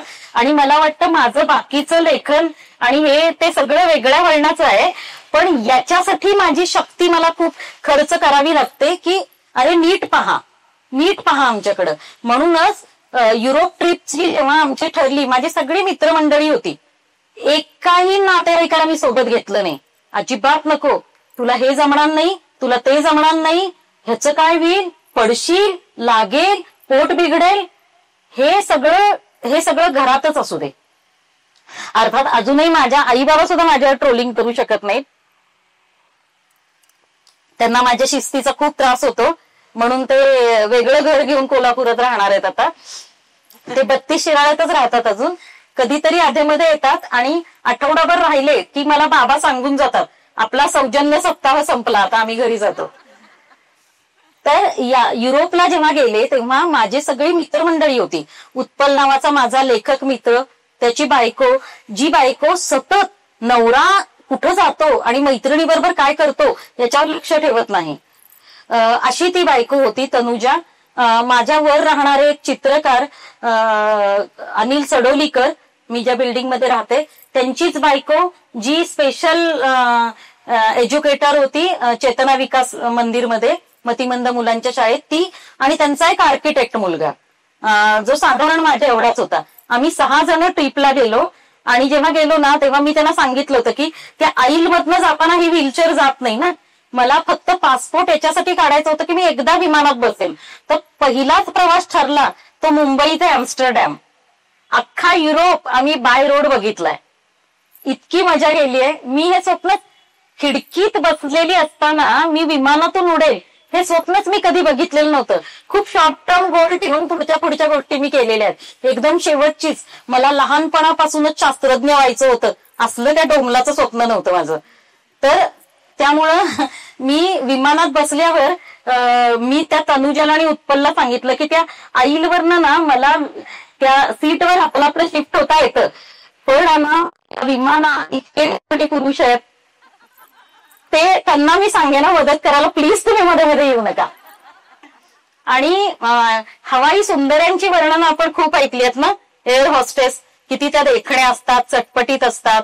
पण मी हेट्रो असल्यामुळे मला हवाई सुंदरांचं आकर्षण होतं. त्यामुळे आणि ते इतके सुंदर ते होते ना, असे अप्रतिम दाढी बिडी कातलेले वगैरे. ओके, डॉक्टर गेले वाटतं, हा, तर त्यांच्या दाढीमुळेच लक्षात राहिलेत माझ्या. तर मग मी तसंच केलं आणि मला तनुजानं डोळा मारला की अगं यायला लागला बघ हवाई सुंदर, त्याला सांग. मग मी त्याला सांगितलं की मला असं ना शिफ्ट होता येत नाही वगैरे. आणि एरवी इंग्रजी बोलायला धडधड जीभ झडते माझी, पण तिथं मी अगदी पोलाइटली नीट सांगितलं, आपलं आवडतं कार्य करायचं असलं की उत्साह भारी. तर मग मी सांगितलं आणि त्या 1 नाही 2 हवाई सुंदरांकडनं मी व्हीलचेअरवरनं शिफ्ट झाले तेव्हा आणि अपंगत्वाचा तेव्हा मी पुरेपूर फायदा घेतला. एरवी मला सवलती अजिबात आवडत नाहीत, पण जिथं मदत घ्यायची तिथं मदत घ्यायची. काय व्हॅलेंटाईन्स डे काय डे फक्त काय आजच्या दिवशी नसतं साजरा करायचा, करणाऱ्याला 1000 प्रेम. तशी भरपूर प्रेम मी युरोप प्रवासात करून घेतली. आणि सगळी प्रेम आहेत ना आपल्याकडं भारतीय माणसांची जी विशिष्ट मनस्थिती असते ना, सगळं मरेपर्यंत टिकवायचं. तसं प्रेम मरेपर्यंत टिकलं पाहिजे वगैरे असले कुठले ढग माझ्यात नाहीयेत. कधी कधी काही प्रेम क्षणकाल असतात. प्राजक्ताचं फुल जसं एवढंच नाजूक असतं ना तशी टिकतात. काही प्रेम बकुळीच्या फुलासारखी असतात, जी वाळली तरी त्याचा गजरा टांगून आपल्याला पुन्हा पुन्हा बघता येतं त्यांच्याकडे. आणि काही प्रेम आपली असतात, जगतात आपल्या बरोबर, इतकी जगतात की आपल्याला त्यांच्यावर प्रेम होतं हेच आपल्या लक्षात येत नाही. तर असं सगळ्याची कॉम्बिनेशन परमिटेशन तुम्ही करू शकता. तर युरोपमध्ये असं कलाकृतींवरचं भरभरून प्रेम, माणसांवरचं भरभरून प्रेम, त्या याच्यामध्ये आपलं व्हेनिसला अरुण खोकरनी व्हेनिस बद्दल किती सुंदर लिहिलंय. तर व्हेनिसमध्ये इतक्या पाण्यानं वेढलेल्या शहरात मी व्हीलचेअरवर आहे याची मला एकदाही जाणीव झाली नाही. याचं कारण की युरोपच्या सगळ्या लहान मोठ्या शहरांमध्ये अपंगत्वासाठी अनुकूल आणि मैत्रीपूर्ण रचना आहे. 3 पायऱ्या असल्या तरी एक छोटेखानी लिफ्ट आहे. सगळीकडे माणसं तयार आहेत. जी जरा अपंग माणूस दिसला की त्याला खालून वरपर्यंत निहाळू, त्याचं काय आहे नाही बघू, मग तुच्छता दर्शक काहीतरी कटाक्ष टाकून आपण पुढे जाऊ. असं युरोपमध्ये नाही. तुमची गरज असल्याशिवाय तुम्हाला कोणी वळून पण बघत नाही. आणि मला युरोपमधलं ते सगळं इतकं कुठल्याही व्हॅन गॉग म्युझियम पासून कुठल्याही म्युझियम मध्ये, म्हणजे व्हेनिसला आर्ट बिनाले चालू होतं. जागतिक चित्रकारांनी, शिल्पकारांनी, आर्टिस्टनी तिथं आपली कला मांडलेली होती. त्या ठिकाणी सुद्धा कुठंही अपंगत्व असणारा माणूस येईल तर त्याला कुठलीही मदत लागू नये याची व्यवस्था होतीच. पण अपंग माणसांनी येण्यासाठी इतकं चांगलं उत्तेजन होतं की अपंग माणसाला तिकीटच नव्हतं आणि त्याच्या सोबत अटेंड करणारा जो आहे त्याला अर्ध तिकीट होतं. म्हणजे तुम्ही कलासक्त माणसं असू शकता आणि तुमच्या येण्याची सोय आणि तुमच्या असण्याची नोंद आम्ही घेतलेली आहे. हे सगळीकडे युरोपमध्ये मला दिसत होतं. त्यामुळे युरोपमधून खिडकीतून अॅम्स्टरडॅम मधून खाली उतरताना आणि मिलान मधून, इटलीमधून परत उडताना मला असं कळत होतं की हे जग प्रेम करण्याजोगं आहे, सुंदर आहे. फक्त भारतामध्ये जरा कष्ट जास्त आहेत लोकांना सांगण्याचे. पण एकदा माणसांनी ऐकलं आणि ती आपलीशी झाली की युरोपमध्ये दिसतो तसा पूर्ण एकांत, लादलेला एकांत आपल्याला नाहीये. कधी कधी आम्हाला एकांत द्या प्लीज प्लीज असं म्हणायची वेळ येते. पण असं सुंदर भारत सुद्धा आहे आणि मी चिकटी सोडलेली नाहीये. वाईट पण आलं तरी मी सांगतच राहणार लोकांना की आमच्याशी असं वागा. खूपच छान. म्हणजे बघा, तांबडा पांढरा रस्ता आहे कोल्हापूरचा, शिराळ्याचे फणा आहे भागाचा, आणि तसेच पाणीपुरीची आंबट गोड चव सुद्धा घेऊन अशा याच्यात इतका उत्साह भरलेला असतो. पण हे सगळी वळणं वळत असताना, चालत असताना या पुस्तकांकडे म्हणजे लेखनाकडे कसं वळलं? आता असं खरं जुनं सूक्ष्म दृष्टीनं आठवायला गेलं ना तर लहानपणी मी पत्र लिहायचे. म्हणजे आमच्या घरातली पत्र लिहिण्याची जबाबदारी मी घरात राहायला लागल्यावर माझ्यावरच मी घेतली आपण म्हणून. तर त्यामुळे सगळ्या नातेवाईकांना पोस्ट कार्ड किंवा आंतरदेशीय पत्र किंवा खूपच मोठं असेल तर ते लिफाफ्यातलं पत्र, तर ही सगळी पत्र ना मी नीट मन लावून लिहायचे. माझं अक्षर खूप छान होतं आणि मी न चुकता, म्हणजे एकांतात असताना केलेला अभ्यास होता, त्यामुळे ह्रस्व दीर्घ नीट बघून त्यातल्या त्यात बिनचूक लिहिणं. म्हणजे अजूनही दादासमोर मी हे धारिष्ट करणार नाही म्हणण्याचं की मी बिनचूक लिहिते, पण त्यातल्या त्यात चांगलं लिहिते. तर तसं मी लिहायचे. त्यामुळे सगळ्या पत्रांची जबाबदारी माझ्यावर असायची आणि मी मोठे काकूबाईसारखी पत्र लिहायचे. काय म्हणतात तुम्हा सगळ्यांच्या तब्येती, इकडे सगळे क्षेम आहे वगैरे असल्या प्रकारची पत्र मी लिहायचे. आणि नंतर मी जेव्हा एनजीओत 7 वर्ष काम केलं, कोल्हापूर सोडून जेव्हा पहिल्यांदा आई बाबा सोडून जेव्हा शिराळा सोडून कोल्हापूरला आले आणि राहिले, तेव्हा तिथं सुद्धा आपसुकच माझ्यावर ही स्वच्छ आणि चांगलं बोलते, आणि सुंदर लिहिते असं त्यांच्या लक्षात आलं. तर सगळा मराठी पत्रव्यवहार हळूहळू माझ्यावरच येऊन पडला. तर मी नेमक्या तेवढं कधीच लिहिलं नाही. नसीमा दिदी सुद्धा कुठल्या गावाहून जाऊन आल्या की मी त्यांना विचारायचे की तिथे काय बघितलं, कुठली माणसं भेटली, काय खाल्लं, काय वेगळं आवडलं, आणि या सगळ्याच्या नोंदी मी लगेच फोनवरून घ्यायचे. आणि दीदी प्रवासाहून यायच्या आत माझं पत्र तयार असायचं, दीदींची फक्त सही असायची त्याच्यावर. तर असं सगळं मी करायचे. पण स्वतंत्र राहायला एनजीओ सोडल्यावर मला एनजीओत कधीच पूर्ण आयुष्यभर राहायचं नव्हतं. म्हणजे असं सुरुवातीला मी ठरवलं नव्हतं. मला वाटलं तर आता मरेपर्यंत आपण इथेच राहायचं, कारण शिराळ्यातनं कोल्हापूरला आल्यावर माझं मला काहीतरी सापडलं होतं. मी व्हीलचेअर वापरायला लागले होते. व्हीलचेअर नाही तर मला नको वाटायची. असं वाटायचं व्हीलचेअरमुळे आपण अपंग आहोत, ठसठशीत दिसतं, तर आपण नको वापरायला. पण नसीमा दिदींनी माझी आणि व्हीलचेअरची मैत्री करून दिली. आणि नंतर मी असं विमान चालवल्याच्या थाटातच व्हीलचेअर चालवायचे, इतक्या फास्ट, अशी एकदम कंट्रोल्ड. तर पण एनजीओत मी पूर्ण जगू शकत नाही, नियमबद्ध वागू शकत नाही, आणि हे करायचं ते करायचं नाही आणि पहाटे उठायचं, हे तर आयुष्यभरात जमणार नाही मला. म्हणून मग मी स्वतंत्र राहायचं ठरवलं. आणि त्यावेळी मी घर तर केलं, आई बाबांनी मला घर शिवाजी पेठेत घेऊन दिलं. पण करणार काय माझ्यासारखी व्यक्ती जी बाहेर गेली तर तिच्यासाठी कुठल्याच पायाभूत सुविधा नाहीत. म्हणजे व्हीलचेअर जाईल असं टॉयलेट नाही, टॉयलेटमध्ये कमोडपर्यंत कमोडपर्यंत चेअर नेता येईल अशी स्पेस नाही, बेसिन हात धुता येतील इतकं खालच्या उंचीवर नाही, सगळी बटणं उंचावर असतात, लाईटची, फॅनची. कामांच्या जागा सगळ्या उभ्या राहणाऱ्या माणसांच्या नुसार आखलेल्या आणि ठरवलेल्या. बरं, उभ्या राहणाऱ्या माणसांच्या म्हणजे पुरुषांच्या बाबतीत अजूनही बघाल की जुनी ऑफिसेस असतात तिथे पुरुषांच्या उंचीची टेबल असतात आणि बायका त्याच्यात ऍडजस्ट होतात, कारण बिचाऱ्या बायकांना तर ऍडजस्ट करायची सवयच असते ना. तर त्यामुळे त्या ऍडजस्ट करतात, त्या कधी नाही म्हणत नाहीत, त्या कधी का विचारत नाहीत. त्यामुळे वर्षानुवर्ष अनेक घरांमध्ये त्या बाईच्या उंचीचे कट्टे नसतात. कट्टे असे इथे छातीपर्यंत येणारे असतात, किचनचा ओटा. प्रत्येक बाईच्या उंचीनुसार तो बदलायचा असतो आणि आग्रहानं ते करून घ्यायचं असतं. हेही आपण करत नाही. जिथं आपण आपली मूत्राशय ही वेळेवर रिकामी करण्यासाठी असतात, ब्लॅडर वेळेवर एम्प्टी केलं पाहिजे, हेही जिथे आपल्याला कळत नाही तिथं आपण आपल्या हक्कांसाठी काय उच्चारणार, नाही का.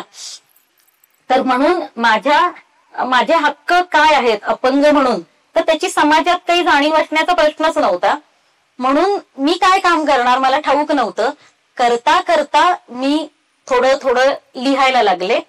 मग लोकप्रभा, साप्ताहिक सकाळ, स्पर्शज्ञान नावाचं ब्रेल मधलं जे पाक्षिक आहे ते माझ्या एका मित्रानं सुरू केलं होतं. आता तुम्ही बघता पेपर तुमच्यापैकी कोणी वाचतं? वर्तमानपत्र मराठी, इंग्रजी, मराठी. पण आता तुम्हाला वर्तमानपत्र येतं ना, डोळ्यांना सहजच दिसतं. पेपर स्टॉलवर तुम्ही निवडू शकता. अंध माणसांसाठी असं कुठलंच वर्तमानपत्र 17 वर्षापूर्वी नव्हतं. त्यामुळं स्वागत थोरात या माझ्या मित्रानं मुंबईच्या, तो अंध नाही, तो अपंग नाही, पण त्याला असं वाटलं की ते केलं पाहिजे आणि त्यानं पहिल्यांदा नोंदणीकृत ब्रेल मराठी पाक्षिक सुरू केलं ज्याचं नाव स्पर्शज्ञान. आणि त्यानं मला सांगितलं होतं तू सुटी झालेलीच आहेस तर तू स्पर्शज्ञांची ब्रेल स्पर्शज्ञांची उपसंपादक म्हणून काम कर. उपसंपादक म्हणजे कशाशी खातात मला काय माहित नव्हतं. मग मी म्हंटल की सगळं शिकून घेते आधी मग काम करीन.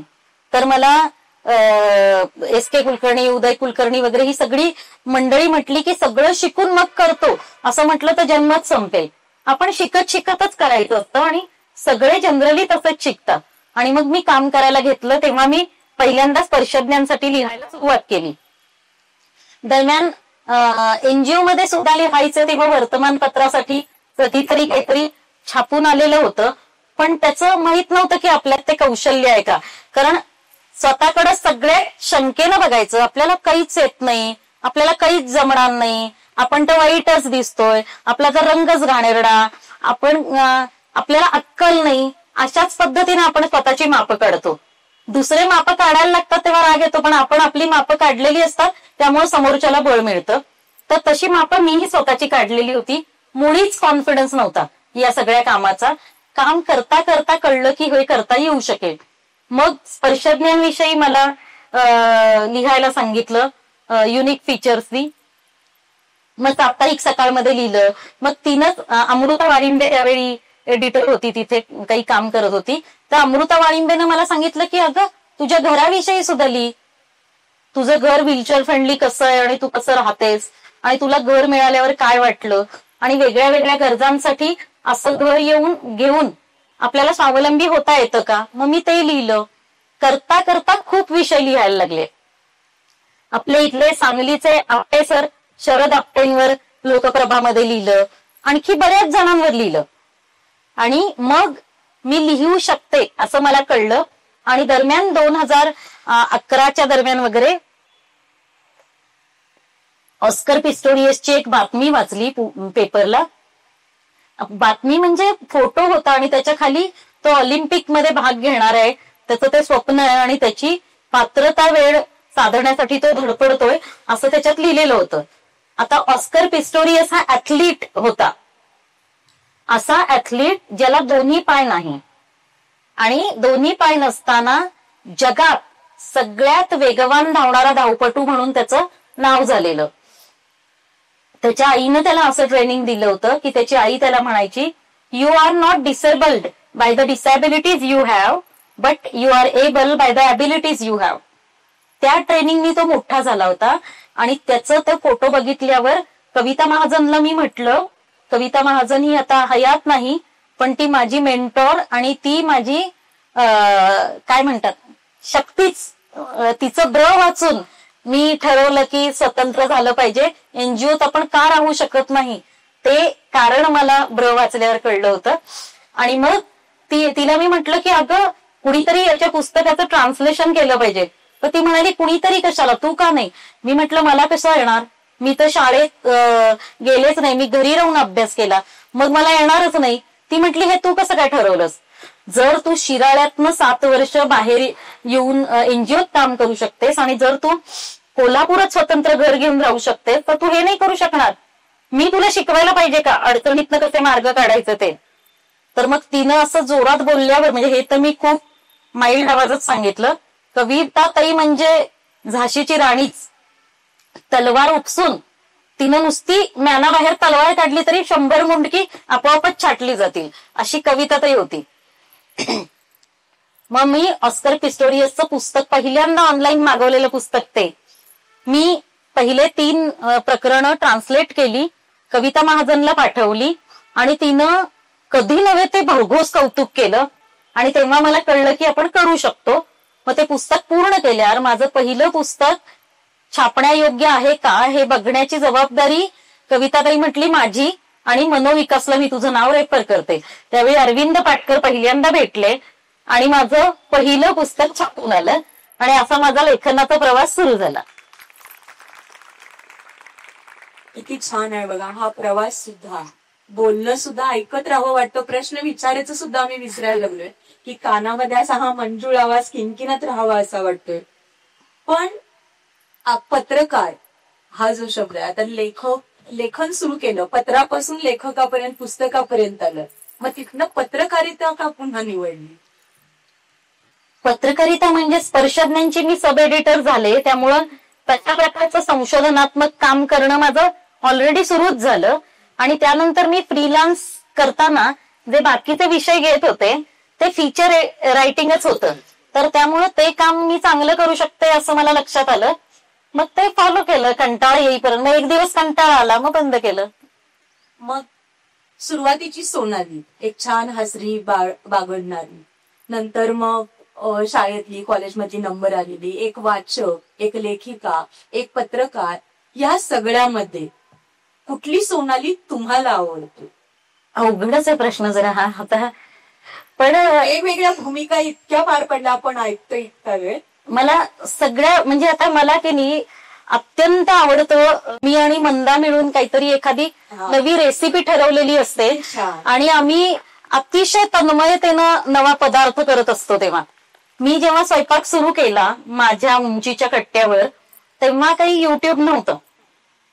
त्यामुळं मी माझ्या आईच्या हातची चव आठवून स्वयंपाक करायचे. आणि त्यावेळी मास्टर शेफ मध्ये भविष्यात कधी काही इन्ग्रेडियंट ओळखायची पद्धत माहित नव्हतं, पण त्यावेळी मी ते आठवून काही ना काही घालायचे.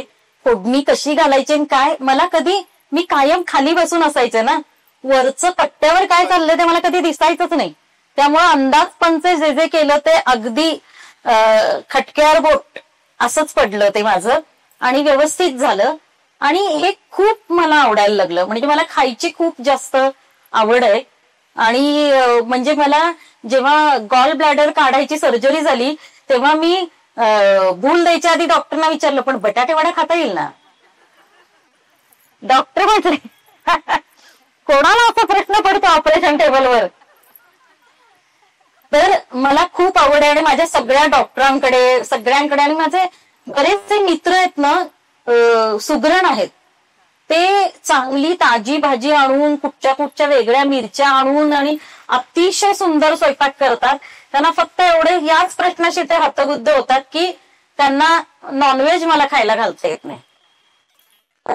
आम्ही मिळून स्वयंपाक, आमच्या घरी ना खऱ्या अर्थानं लोकशाहीवादी वातावरण आहे. तिथं पुरुषांना शिकायची इच्छा असेल तर ते तुमचं काम नाही म्हणून हटकलं जात नाही. आम्ही चांगले कष्ट करून घेतो. म्हणजे अगदी संभाजी तांबडे सुद्धा परशाचा बाप झालेला घरी आला होता, तेव्हा त्याला म्हटलं तुझ्या स्वयंपाकाविषयी ऐकलंय, स्ट्रगलिंग डेज विषयी, तर खाली बसून तू चांगली कणिक मळून दाखव आणि मी ते माझ्याकडे पुरावे ठेवते म्हटलं. किंवा अनिस सारखा माझा मित्र, मला मोदक वळता येत नाहीत, नाजूक कामं मला कुठलीच करता येत नाहीत. असं मला काळ्या पाण्याची शिक्षा द्यायची असेल तर मला काहीतरी विणकाम करायला सांग. आयुष्यात त्याच्या इतकं अवघड काम आहे असं वाटत नाही मला कुठलं. तर अशा गोष्टी आहेत की तर मी चांगली रिंग मास्टर आहे आणि मी शिस्तबद्ध असल्यामुळं समोरची इतका, तो माझा एक दुसरा मित्र तर इतका धाकात असतो की तू बघूही थोडी नको, इतका स्वच्छ करतो, तू बघितलंस की माझं सांडण्यावर नव्हते, त्यामुळं तू बाहेर बस किंवा सिनेमा बघत बस, आम्ही स्वयंपाक करतो असं ते म्हणतात.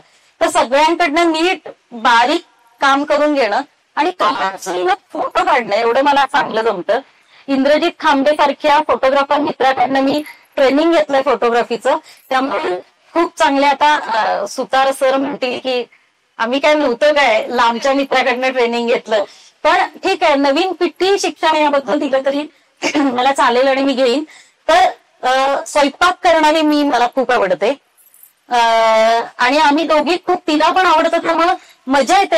आपला सहकारी सुद्धा त्याच्यात इंटरेस्ट घेणारा असेल ना तर खूप मजा येते. आणि निम्मा पदार्थ तर आम्ही सर्व घेऊन संपवतो. हा, तर आणि त्याच्याहून आवडतं काम म्हणजे सारखं घर टापटीप ठेवणं, सतत सगळ्या गोष्टी सारखं कापड हातात असतं, सगळ्या गोष्टी सारखं पुसत असतो आम्ही. आणि भांडी घासायला मला खूप आवडतात. मंदार आणि माझे खटके उडतात की भांडी मला घासायची असतात आणि त्याच वेळी तिलाही घासायची असतात. स्वच्छ चकचकीत सुंदर भांडी घासणं हे अत्यंत आवडतं काम आहे. आणि लिहायला तर आवडतच, फिरायला आवडतं भरपूर. असं जाईल तिथे हे खा ते खा, पोटाला त्रास होतो म्हणून मोजतं खाते, पण सगळीकडचं सगळं रसभरीत खायला आणि त्याची वर्णनं सगळ्यांना सांगायला आवडतात. आणि देशोदेशीचे सिनेमे दिवस दिवस बघणं हे माझं आनंदाचं काम आहे. स्वयंपाकाची प्रचंड तिला आवड आहे, तेवढीच आवड दुसऱ्यांना खाऊ घालण्याची आहे. म्हणजे मी तिच्याकडे गेले की ते अत्याचार करत असते. दीक्षित डाएट माझा मोडायला लावणारी एकमेव आहे नाही, पण स्वयंपाक करणे, चित्रपट बघणे, संगीत ऐकणे याच्या बरोबरीनं दिवसातून 2-2, 3-3 तास लिहिणे आणि असं लिहिणं की ज्याच्या अनुवादाला साहित्य अकादमीचे पुरस्कार मिळतात. तर हे सगळं ती करते. त्याच्या मागं लेखिका म्हणून मोठं होण्यापेक्षा मला असं वाटतं की तिला जगण्याचा आनंदोत्सव साजरा करायचा आहे. आणि आपण समोर बसलेले सगळेजण आपलं दुःख एकदम टिकली एवढं असतंय आणि आयुष्यभर ते उराशी सांभाळत लोकांना सांगत असतोय. अशा लोकांना तुझा आदर्श, त्या अर्थानं तू आदर्श आहेस. तू एवढं सगळं करत असून सुद्धा आणि आमच्यापेक्षा म्हणजे तुला मर्यादा असून सुद्धा तू जगण्याचा आनंदोत्सव साजरा करतेस. ती सोनाली ही लोकांना आवडणारी सोनाली आहे. मग असं करताना आता तू साहित्य अकादमी पर्यंत पोहोचलीस. आता तुझे पुढचे प्रकल्प काय आहेत लेखनातले किंवा अजून तुला कशा प्रकारे जगायचं आहे, काय राहून गेलंय तुझी इच्छा अजून, किंवा एखादा असा विषय की फार दिवसांपासून तो डोक्यात आहे, पण त्यात करायचा आहे प्रकल्प आहे असा, आणि तो समोर आणायचा आहे प्रत्यक्ष, लेखनातला असू दे किंवा कामातला असू, कामातला, लेखनातला, जगण्यातला, अनुभव घेण्यातला. फिरण्यातला. मला फिरायचंय खूप, आणि शांतपणे फिरायचंय. म्हणजे आपण बाहेर फिरायला जातो तेव्हा यादी केलेली असते आणि ते टिकमार्क करत फिरतो ना, तसं फिरायचं नाहीये. एखाद्या ठिकाणी रेंगाळून थांबावंसं वाटलं तर थांबता आलं पाहिजे. म्हणजे मी समजा केरळला गेलीये आणि तिथं मला एकाच छोट्याशा गावात 8 दिवस थांबावंसं वाटलं आणि मी सगळी ट्रिप तिथेच पूर्ण खर्च केली तरी चालेल, पण अशा ठिकाणी शांतपणे जाणं, तिथल्या गोष्टींचे आवाज ऐकणं, ती स्पेस अनुभवणं, ही गोष्ट मला खूप करायची आहे. आणि पण मराठी विषयात तुम्ही लिहिता तेव्हा तुमची अर्थप्राप्ती इतकी बेतासबात असते की ही स्वप्न बघता येत नाहीत. मग मी युरोपला जशी गेले तेव्हा युरोपला माझ्या मित्राच्या वडिलांनी मला युरोप टूर अनिल नाईकांनी मला बक्षीस दिली होती. किंवा आता हे उत्तम साधन आहे. ही माझी जी व्हीलचेअर आहे ती मला जर्मनीची घ्यावी लागली, ऑटोबॉक, कारण भारतीय व्हीलचेअर सतत मोडतात आणि मी इतकी फिरते की त्याच्यामध्ये त्या टिकावच धरू शकत नाही. आता दादा पण बघत होता, ही व्हीलचेअर पिशवीत भरून सुद्धा नेता येते, कोणाच्या गाडीची डिकी छोटी असेल तरी. तसं मला फिरायचंय. आता ही व्हीलचेअर सुद्धा माझ्या एका मित्रानं मला गिफ्ट केली. पॉवर चेअर सतीश तांबे आणि मित्रमंडळींनी मला दिली. तर अर्थप्राप्ती कमी होत असल्यामुळे ना या सगळ्या गोष्टी फिरायच्या त्या पद्धतीनं स्वप्न बघून राहून जातात. मग मी स्वप्न खूप न बघता येईल ती संधी घ्यायची. मग ती अगदी काळम्मावाडी धरणाची असो किंवा परवा मी मालवणला जाऊन आले. मला कस्तुरबांविषयी बोलायचं होतं, कारण नुकतंच माझं एक ट्रान्सलेशन तुषार गांधींचं पुस्तक the lost diary of Kasturba publish झालं. तर त्याच्या अनुवादाच्या निमित्तानं मला कस्तुरबा मला कशा कळल्या याविषयी बोलायचं होतं. तर मग कोकण चा अनुभव मी घेतला की गेट बाहेर पडल्यावरच समुद्र आहे. पण गोव्यात काही प्रायव्हेट बीचेसवर व्हीलचेअर पाण्यापर्यंत नेता येईल अशी व्यवस्था आहे. वाळूतनं हे ढकलत नेता येत नाही. तर माझ्या इच्छा या ज्या आहेत ना त्या सर्वसामान्य माणसं, आता तुम्ही बागेत येता, लायब्ररीत जाता, एटीएम मध्ये जाता, बँकांमध्ये जाता, आपल्या सार्वजनिक वाहतूक व्यवस्थेनं कमी खर्चात प्रवास करू शकता. आता सार्वजनिक वाहतूक व्यवस्थेचा वापर मला करायची इच्छा आहे, पण आपल्याकडे सोयी नाहीत.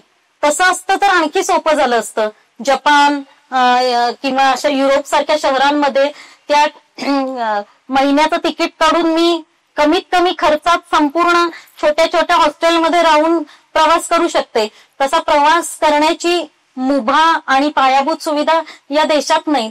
तर ते स्वप्न काय जन्म माझा असताना पूर्ण होईल असं मला वाटत नाही. कारण या सोयी करण्यासाठी त्या देशाची खूप इच्छाशक्ती लागते आणि खूप गोष्टी मागे सारून त्या धर्म, आपल्याकडे धर्म जात हा हिट विषय आहे. आपल्याकडे माणसांना सुबक समृद्ध त्यांच्या सन्मानासहित जगण्याची व्यवस्था हा कधीच मूलभूत मुद्दा नाहीये विकासाचा. आणि त्यामुळं आपल्यासारख्या देशांमध्ये जेव्हा माणसंच ठरवतील की धर्म हा महत्वाचा मुद्दा नाही, जात हा महत्वाचा मुद्दा नाही, तेव्हा कदाचित जे खरे माणसाच्या मूलभूत जगण्याचे मुद्दे आहेत ते ऐरणीवर येतील आणि आपण एकमेकांची अधिक चांगलं, एकमेकांचं शरीर वेगळं असेल, मेंदू, कला, क्षमता वेगळ्या असतील तरी एकमेकांना ते वाटत एकमेकांच्या सोबतीनं कदाचित अधिक चांगला प्रवास करू शकू. तर हे कसं काय होऊ शकेल आपल्याकडे मला माहित नाही, पण शॉर्ट टर्म गोल ठेवायला हरकत नाही की किमान संवादिनीच्या मैत्रिणींसमोर हे बोललीये तर त्या जागे राहतील आणि त्या बघतील की सांगलीत समजा वल्लरी होती, वल्लरी किती वेळ घराबाहेर पडू शकत होती मला माहित नाही, त्या मानानं मी खूप फिरते, पण अपंग व्यक्तीची जबाबदारी त्याच्या कुटुंबाचीच फक्त होऊन जाते. माझी वाट मी बदलली, त्यामुळं माझं जग हे माझ्या मित्रमैत्रिणींमध्ये विभागलेलं आहे. कुटुंबाचा आणि माझा फिरण्याचा आणि आनंदाचा संबंध 24-25 वर्षापूर्वीच संपला. किंवा मी बघते की माझ्याकडे इंद्रजित आणि सानिका यांचा मुलगा ऑटिस्टिक आहे आणि त्याला कसं बायफर्केट करावं, सत्य कसं सांगावं याचा चलाखी आपल्यासारख्या माणसांमध्ये जशी असते तशी त्याला नाहीये. त्यामुळे त्याच्या आईबापांना कायम त्याला कुठं सोडून एखाद्या सिनेमाला जाताच येत नाही. किती वर्ष झाली त्यांनी सिनेमा पाहिलेला नाहीये. तर मग किंवा आपला नरेंद्र दीक्षित आता तो सीएच्या त्याच्या 2 परीक्षा राहिल्यात, पण तो आता हाफ सीए तरी झालेला आहे. तो व्हीलचेअर बाउंडच आहे. तो सुखायू नावाची संस्था इथे चालवतो, तो त्याचं काम करतो. तर अपंग व्यक्तींना मदत करायची म्हणजे कृत्रिम साधनं एखाद्या संस्थेतर्फे वाटायची, फळं वाटायची असं नाही. त्या पलीकडं खूप असतं, देवघेव असते, त्या पलीकडे बौद्धिक उन्नयन असतं, त्या पलीकडे सिनेमाला जावं वाटतं, मॉलमध्ये खरेदीला जावं वाटतं, बागेत येऊन कविता ऐकाव्याशा वाटतात. या सगळ्या गरजांबद्दल सगळा समाज म्हणून वेगळ्या माणसांचा स्वीकार आपल्याकडे जेव्हा होईल तेव्हा कदाचित वेगळ्या विषयांना सुरुवात होऊ शकेल असं वाटतं मला. सगळ्या इच्छा तुमच्या पूर्ण होत अशा प्रकारची इच्छा आहे. पण या लेखनाच्या प्रवासामध्ये तुम्ही लिहिलेली पुस्तकं, प्रत्येक लेकरू आपलं बाळ म्हणजे पुस्तक हे एक आपलं बाळ आहे, लेकरू आहे. पण तुम्हाला स्पेसिफिक आवडलेलं आणि एखाद्या पुस्तकानं खूप त्रास दिलेलं अनुवादास दिलेलं पुस्तक, अनुवाद करत असताना मानसिक बौद्धिक त्रास ज्या पुस्तकाचा झाला असं कुठलं पुस्तक आहे? ट्रान्सलेशन करत असताना आणि आनंद देणारं पण पुस्तक आणि त्रास दिलेलं पण पुस्तक. जनरली असं म्हणायची पद्धत आहे आपल्या समाजात की आईला तिची सगळीच मुलं सारखी असतात आणि हे जास्त आवडतं आणि ते कमी आवडतं असं काही नसतं वगैरे. हे साफ खोटं आहे. एक कुठलं तरी मूल आईचं जास्त आवडत असतं. माझ्या आई बाबांना सुद्धा आमची संपदा जास्त आवडते, मला माहिती आहे. तर त्यामुळे जॉयस्टिक नावाचं माझं कुमारवयीन मुलांसाठीचं जे गोष्टींचं पुस्तक आहे, जे आता गुगल सोर्स मधनं ओपन केलंय, कुणालाही ते पुस्तक डाउनलोड करून वाचता येऊ शकतं. त्याचे अधिकार मी सोडून दिलेले आहेत, तर ते तुम्हाला ऑनलाईन डाउनलोड करून वाचता येईल. तर ते पुस्तक माझं खूप आवडतं आहे, कारण की जशा प्रकारच्या गोष्टी मुलांनी वाचायला पाहिजेत अपंग व्यक्तींबद्दल, तर तशा 2 गोष्टी मी त्याच्यात लिहिलेल्या आहेत अपंग माणसांच्या दृष्टिकोनातनं.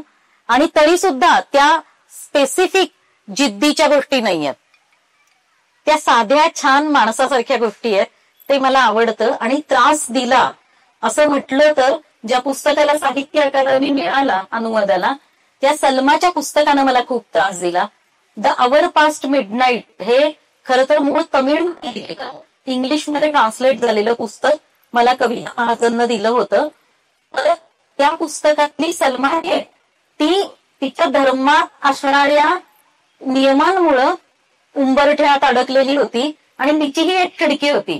तिनं लग्न लवकर करणार नाही, मुलगी वयात आली की तिचं लग्न करून टाकायचं, म्हणजे 12व्या वर्षात आली तर 12व्या वर्षी करायचं, 9व्या वर्षी आलं तर 9व्या वर्षी करायचं, असं तिच्या विशिष्ट गावाची त्या कम्युनिटी मधली रीत असताना तिनं 9 वर्ष स्वतःला कोंडून घेतलं की लग्न नाही. आणि मग त्यावेळी ती खिडकीतनं बघत बसायची. आणि मला असं वाटलं की हे तिचं आणि माझं खूप जुळलंय, की खिडकीतून बसूनच आम्ही जग बघितलंय.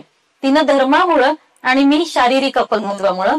आणि त्या पुस्तकाचं ट्रान्सलेशन करत असताना त्याच्यात ती राबिया आणि मदीना नावाच्या ज्या दोघी मैत्रिणी आहेत साधारण 10-11 वर्षाच्या, तर त्या एकमेकींची मुलांविषयी काय बोलतात, धर्मामुळं त्यांनी काय विचार करावा आणि काय करू नये याबद्दल मोठ्या माणसांनी काय सांगितलंय. त्या मुली स्वतःच्या शरीराकडे सुद्धा बघत नाहीत. याचं कारण की त्यांना आईवडिलांनी सांगितलंय की दोन्ही खांद्यावर जीन असतात आणि तुम्ही स्वतःकडे बघितलं तर तुम्ही काळ्या ठिक्कर पडाल आणि तुम्ही काळ्या ठिक्कर पडलात तर तुमच्याशी लग्न कोण करेल. त्यानंतर सिनेमा बघितला, गावात जमातीची बंदी आहे सिनेमा बघायला, आणि सिनेमा बघितल्यामुळे त्यांना बुकलून मार खावा लागला. आणि पुढे लैंगिकतेबद्दलचे त्यांचे प्रश्न आले, जेव्हा त्यांचे एकमेकांची अफेअर्स होत होती, लग्न होत होती, स्वतःच्या शरीराबद्दल माहिती नव्हती, तेव्हा आणि नवरे बाहेरच्या गावांमध्ये आणि देशांमध्ये राहून तिथं त्यांचे घरोबे आहे, ते 6-6, 8-8 महिने घरात नाहीयेत, तेव्हा या बाईच्या भावनिक शारीरिक गरजांचं काय होतं याच्याबद्दलची जी पीडा त्याच्यात लिहिलेली आहे ते बघून मला खूप अंगावर आलं.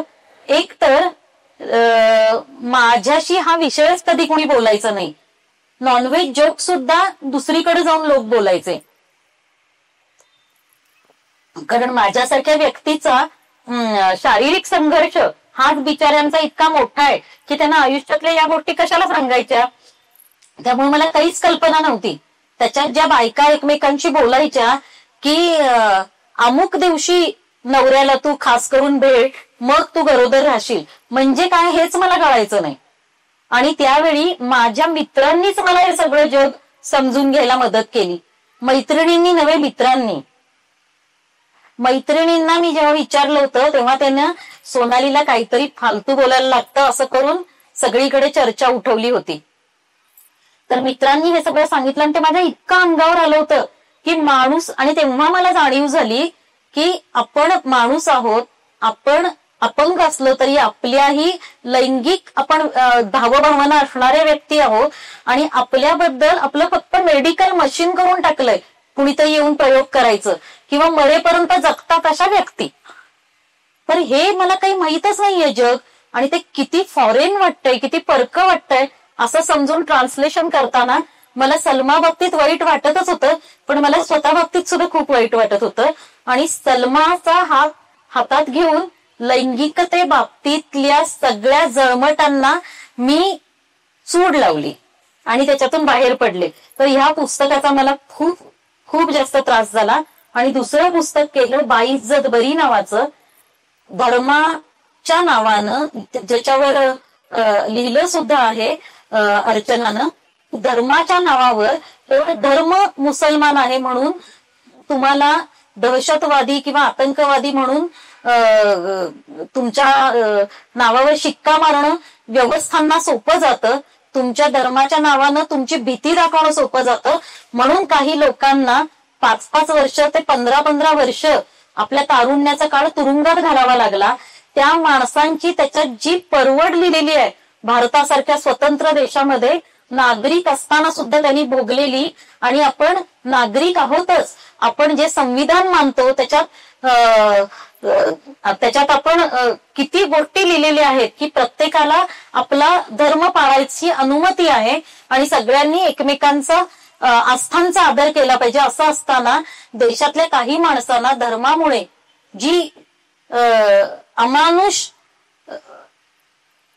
अमानुष त्रास जो सोसावा लागला त्याचा मला इतका त्रास झाला की त्यानंतर 5-6 महिने अन्न गोड लागत नव्हतं, आणि आपलं जे काही सुख आहे ते कुणाचं तरी हिरावून आपण भोगतो आहोत की काय, एवढा हिट मला आलेला होता. आणि त्याच्यात बाहेर पडताना मला खूप त्रास झाला. बाईइज्जत बरी निखिल आगळेंनी मला ट्रान्सलेशनसाठी दिलं होतं आणि विचारलं होतं की आपल्या या देशामध्ये अशी पुस्तकं करण्याचा थ्रेट खूप मोठा आहे, तू करणार का असं. तर मी म्हटलं मी सुद्धा अपंग म्हणून अल्पसंख्याक आहे, त्यामुळं मी नाही याला ओ देणार तर कोण देणार. आणि ते रिस्क घेऊन मी हे पुस्तक केलं, आणि या दोन्ही पुस्तकांचा प्रवास अनुवादाचा मी केला. याचा मला माणूस म्हणून मी अधिक चांगली व्हायला खूप मदत झाली. बाईइज्जत बरी हे पुस्तक खूप अंगावर येणार आहे, पण हे करत असताना तुला मानसिक त्रास खूप सहन करावा लागला. आणि त्या मानसिक त्रासाला जे एकीकडे तू सामाजिक दृष्ट्या, आर्थिक दृष्ट्या, विचारानं स्वावलंबी आहेस, कुणावरही अवलंबून नाहीस, सर्व आर्थिक दृष्ट्या सुद्धा ठाम विचारावर असणारी तू, ज्या वेळेला मगाशी म्हणालीस तू माझ्यापेक्षा संपदावर जास्त आईवडिलांचं प्रेम आहे, हे तू जितक्या ठामपणाने बोलतेस किंवा बिनधास्तपणाने बोलतेस, हा विचारांचा ठामपणा शब्द तुझ्या आयुष्यात आल्यामुळे आला का अगोदरपासूनच आहे? मला असं वाटतं की नाही की आता सायकोलॉजिकली विचार करताना असं वाटतं की अर्चना काउन्सिलर आहे ती याचा आणखी विचार करू शकेल की कधी कधी तुमच्याबद्दल परिस्थिती खूप जिकिरीची झाली ना की तुमच्यातली सगळी शक्तीस्थळं जळाळून उठतात. तुमची संघर्ष करण्याची जी धार आहे ती वाढते.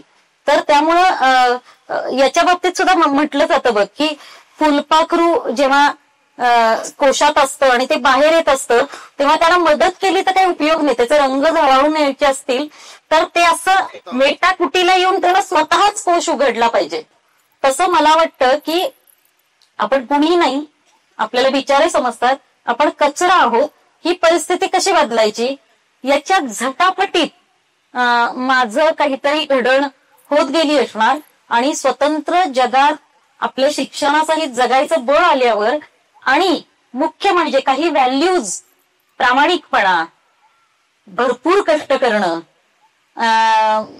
दिलेला शब्द पाळणं, या गोष्टी ज्या आहेत ना त्या गोष्टी आपल्या काही ज्या व्हॅल्यूज आहेत, आपली काही मूल्य आहेत ती आपण कठोरपणानं पाळायची ठरवल्यावर ना शिक्षण, ती मूल्य, आपला आयुष्यातला संघर्ष, आपल्याला आजूबाजूला भेटलेली अतिशय मोठी मोठी माणसं जी जितकी मोठी आहेत तितकीच ती प्रांजळ, जमिनीशी असणारी आहेत असं पाहिल्यावर सुद्धा आपल्याला खूप फरक पडतो. तर मला असं वाटतं की माझं जे तयार गाण्याच्या फरमाईशी येतात, भाषेच्या फरमाईशी येतात, येणार आहे ते गाण्यापर्यंत पण येणार आहे. कारण सोनालीने नाटकाचं केलंय, अगदी लावणीचं सुद्धा तिनं हे केलेलं आहे. लावणी सुद्धा सुंदर म्हणते, तिथपर्यंत जायचंच आपल्याला. पण त्याच्या आधी आणखीन एक थोडा हा पदर उलगडून घेऊया.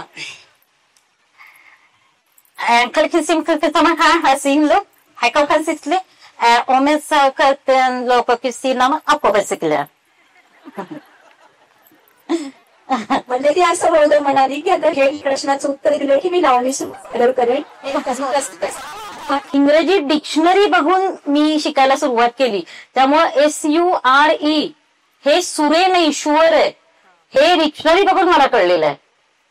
शाळेत तुमचा शिक्षकांमुळे प्रवास कमी होतो. शिक्षक तुम्हाला प्रनाऊन्सिएशन सांगतात, उच्चार सांगतात. त्यामुळे माहित नव्हतं. तर चौथी नंतर मी 1 वर्ष जेव्हा मुंबईत होते तेव्हा मी सगळी मराठी भाषा विसरल्यातच जमा झालं होतं. हिंदीत बोलायचे सगळे. त्यामुळं कोल्हापूर म्हणजे शिराळ्यात आल्यावर ते हृदय नाही, म्हणजे हृदय म्हणतात त्याला, हद्य नाही, हे मला खूप उशिरा कळलं कारण मी शाळेत जात नव्हते. तर अशा गमती होतात. शिक्षकांमुळे आपला प्रवास खूप सोपा होतो. तो होण्याचे चान्सेस मला नव्हते. तर मग डिक्शनरी घेऊनच माझा अभ्यास सुरू झालेला होता. आणि मी अनुवादाचं तर तुला सांगितलंच, पहिला अनुवाद कसा झाला. तर मग तुमचे पाणी आणायला गेली होती. हा, आणि मी ते परत गेले. पण हिंदी आणि इंग्रजीतनं मराठीत मी करायला लागले. उलटा मला प्रवास करता येत नाही कारण माझी स्वतःची भाषा जास्त चांगली आहे, मराठी, ज्या भाषेत मला आणायचंय. आणि त्यामुळे मी उलटा हा प्रवास केला नाही. इंग्रजी अनुवाद मी केले असते, म्हणजे मराठीतनं इंग्रजी, तर मी खूप पैसे कमावले असते. पण मी चांगला अभ्यास न करून ती संधी गमावलेली आहे. आणि आता मला कम्फर्ट सापडलाय ना, त्यामुळे मी हीच कामं करते.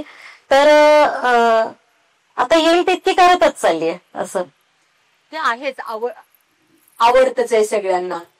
आता हे अनुवाद करत असताना आणि आपण एकंदरच मगासपासून ज्या गप्पा मारल्या त्यावेळेला सोनालीच्या घराविषयी सारखं तोंडातून येतंय त्यांच्या, आणि त्याच्यावर सोनालीने लिहिलेलं पण आहे. ते सोनालीचं घर लेखिका सोनालीच्या तोंडून ऐकायचं आम्हाला. ऐक आता तुम्हाला सगळ्यात महत्वाचं, त्या सोनालीच्या दारातून एंट्री केल्यानंतर एक सुंदर कविता तिथे आहे. ती कविता सुद्धा सोनालीच्या तोंडातून ऐकायची आपल्याला. मी पूर्वी, आता मी गेली 8 वर्ष, आज कल्याणी तू आलीस त्या घरी आहे. पूर्वी 10 वर्ष मी शिवाजी पेठेत राहिले. शिवाजी पेठेत पहाटे भुपाळ्या कशा असतात माहितीये तुम्हाला? सकाळी उठताना भुपाळ्या असतात ना, रेडिओवर लागतात. शिवाजी पेठेतल्या भुपाळ्या म्हणजे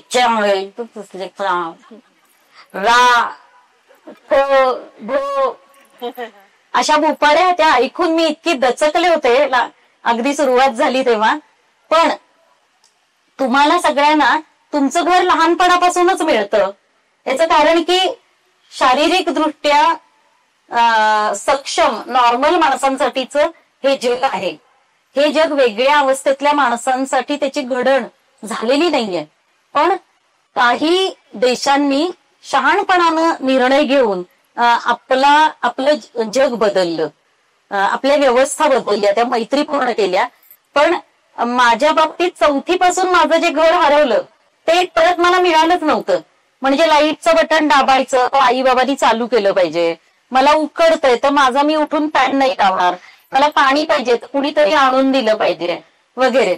तर मग माझं घर जेव्हा शिवाजी पेठेत आम्ही घेतलं आणि त्याच्यात मी बदल करून घेतले, तेव्हा त्या घरात ज्या रात्री मी गेले त्या दिवशी मी हॉस्टेल सोडलं आणि राहायला आले, तेव्हा मला माझे आई बाबा म्हणाले की अगं आता माणूस आहे, आज नको शिफ्ट होऊ. तर मी म्हटलं मी इथं एकही दिवस स्विचबोर्ड असे खाली केले होते जमिनीपासून 3 फूट उंचीवर. व्हीलचेअरचा फुटरेस्ट खालचा भाग पायाचा आत जाईल आणि तिथं कप्पा नसेल असा ओट्याचा म्हणजे किचन प्लॅटफॉर्म, सिंक सुद्धा त्याच उंचीला खाली, काम करणार ते टेबल लिखाणाचं आणि वाचनाचं त्याच उंचीला खाली, असं अनेक ठिकाणी इतकं उंच टेबल असतात. जेवायला सुद्धा अनेक ठिकाणी गेलं की एवढं उंच टेबल असतं. तर असं माझ्या घरी नव्हतं. आणि सगळ्यात महत्वाचं म्हणजे संडास बाथरूम, स्वच्छतागृह. तर तिथं माझं मी ते दार उघडू शकेन, व्हीलचेअर आत नेईन, माझ्या उंचीला वॉश बेसिन असेल आणि माझ्या उंचीला ठेवलेल्या कमोडच्या बाजूला दोन्ही बाजूला बार असतील, ज्याची मूठ आवळून मला त्या बारवर माझ्या शरीराचा भार टाकून शिफ्ट होता येईल, कमोडवर जाता येईल. कारण मला चालता येत नाही तर मी कशी बसणार त्यावर, कशी आंघोळ करणार. आणि सगळे नळ माझ्या उंचीला कमोडच्या बाजूला, अशा प्रकारे ते घर तयार केलं होतं. आणि त्या रात्रभर ना मी माझं टॉयलेटचं दार उघडत होते, बंद करत होते, लाईट चालू करत होते, बंद करत होते, दरवाजांवरनं हात फिरवत होते, स्वयंपाकघरात जाऊन आपली गॅसची शेगडी चालू करत होते, बंद करत होते, पाणी सोडत होते, बंद करत होते. याचं कारण की तुम्हाला हे लक्षात येणार नाही की जेव्हा काहीच आपल्या सोयीचं नसतं आणि काहीच आपल्यासाठी नसतं आणि मग असं तयार केल्यावर ते तुमचं स्वप्न खरं आहे का खोटं आहे हात लावून बघावं वाटतं प्रत्येकाला की खरं आहे का बघूया, खरं आहे का बघूया. तसं मी रात्रभर करत होते आणि ते घर हळूहळू सुंदर करत नेलं. म्हणजे मला असं वाटत होतं की कुठच्याही अपंग माणसाचं घर आहे ना ते मेडिकली सक्षम असतं. म्हणजे अनेकदा त्याचे आई बाबा किंवा मित्रमंडळी त्याला हॉस्पिटल बेड वापरायला लावतात, कारण उठा बसायचा त्रास कमीत कमी व्हावा, पाय सुजले तर त्याचा प्लॅटफॉर्म वर करता यावा, पाठीमागच्या टेकड घेऊन बसता यावं, किंवा तिथं खूप सारी औषधं ठेवली जातात, तिथे कृत्रिम साधनं गंजक्या अवस्थेत असतात. हे कृत्रिम साधन आहे, काय म्हणायचं याला, कृत्रिम साधन, आर्टिफिशियल लिंब आहे माझं ते, माझा एक्सटेंडेड अवयव. तर या घरात ह्या अशा गोष्टी केल्यामुळं मला असं वेळच लागायची वेळ आली होती. त्यानंतर 8 वर्षापूर्वी मी या माझ्या नवीन घरी शिफ्ट झाले, तेव्हा तिथं जी दादाला खिडकी सांगितली तर ती खिडकी मी पूर्ण भिंतभर करून घेतली. माझा आर्किटेक्ट जो होता राजन जोशी माझा मित्र, तर त्याला मी म्हटलं की तो मला म्हणाला तुला काय काय पाहिजे ते सगळं लिहून दे. मग मी हे सगळं दिलंच, पण मी त्याला सांगितलं बरीच मोठी, खूप मोठी, केवढीच्या केवढी अशी खिडकी करून दे. आणि अख्खं भिंत त्यांनी खिडकी करून दिली आणि ती जमिनीपासून इतक्या उंचीवर ठेवली. त्यामुळे मला तर सगळं विजन मिळू शकतं. आणि आज कल्याणीनं नोटीस केलं की त्याचं लॉक सुद्धा जो आहे तो खाली आहे. आणि मला ती खिडकी असणं फक्त महत्वाचं नाही, खिडकी आपली आपली उघडता येणंही महत्वाचं आहे. आणि हे तुम्ही अलंकारिक दृष्टीनं सुद्धा ऐका. तर तसं आहे. आणि माझ्या आताच्या घरात आणखी खूप सुंदर सुंदर माझ्या मित्रमैत्रिणींची चित्र आहेत. इंद्रजित खांबे, शुभा गोखले, शरद तरडे, मयूर कुलकर्णी, आपले अनिल सडोलीकर, या भावना सोनावणे, अशा सगळ्यांची, एस निंबाळकर, अशा मातब्बर चित्रकारांची चित्र माझ्या घरी आहेत. माझ्या घराची रचना अतिशय सुंदर मोकळी ढाकळी आहे. आणि 8 वर्ष झाले मी तिथं राहून पण तुम्ही आणि मंदा आणि मी त्याचा स्विचबोर्डचा कण साफ करतो. आमच्या स्विचबोर्डवर एक डाग पडलेला नाही. आमचा इलेक्ट्रिशियन सुद्धा पुन्हा पुन्हा येऊन बघून जातो की कसं छान ठेवलंय घर. राजनला स्वतःच्या घरापेक्षा आमच्या घरात आनंद मिळतो, कारण आमचं घर इतकं सुंदर लखलखीत असतं. आणि आम्ही पाहुण्यांसाठी घर लखलखीत करत नाही, स्वतःसाठी करतो. त्यामुळे रोज सुंदर, आनंदी, सुवासिक, स्वच्छ आणि निर्भय हवेत आम्ही जगतो असं आमचं घर. आणि मग ती आता कविता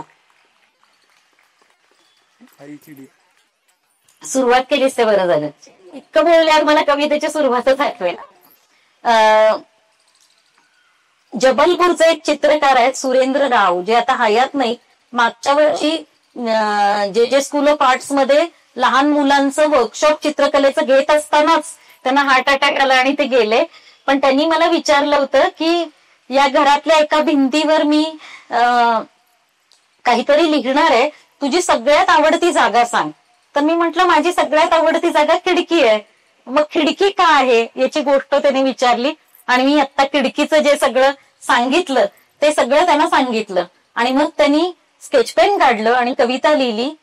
आई चिडिया तो मैंने ये जाना, आई चिडिया तो मैंने ये जाना कि मेरे कमरे में आसमान भी है. म्हणजे उडण्यासाठी कायम खरोखरचाच आभार असं लागत नाही. कधी कधी तुम्ही तुमच्या वसवलेल्या छोट्याशा जगात तुमच्या आभारात तुम्हीच चिमणी होऊन येऊ जाऊ शकता आणि असंख्य चिमण्यांना तुमच्याकडे अर्थ मिळू शकतात. असं आणखी खूप खूप ते त्याचे अर्थ निघू शकतात. पण ही कविता माझ्या घराचं भूषण आहे. खरंच भूषण आहे ती. आणि मगाशी सोनाली म्हणाली तसं खिडकीत असणं जरी आपल्याला वाटत असलं असावं, पण त्या खिडकीचं लॉक सुद्धा उघडता आपल्याला आलं पाहिजे. त्याच्यामध्ये खूप मोठा अर्थ आहे खरं. आणि आता सोनाली ताई इथं विद्यार्थी आहेत, संवादिनी पण आहेतच आमच्या, आणि शिक्षिका सुद्धा आहेत, काही ऐकणारे श्रोते सुद्धा आलेले आहेत.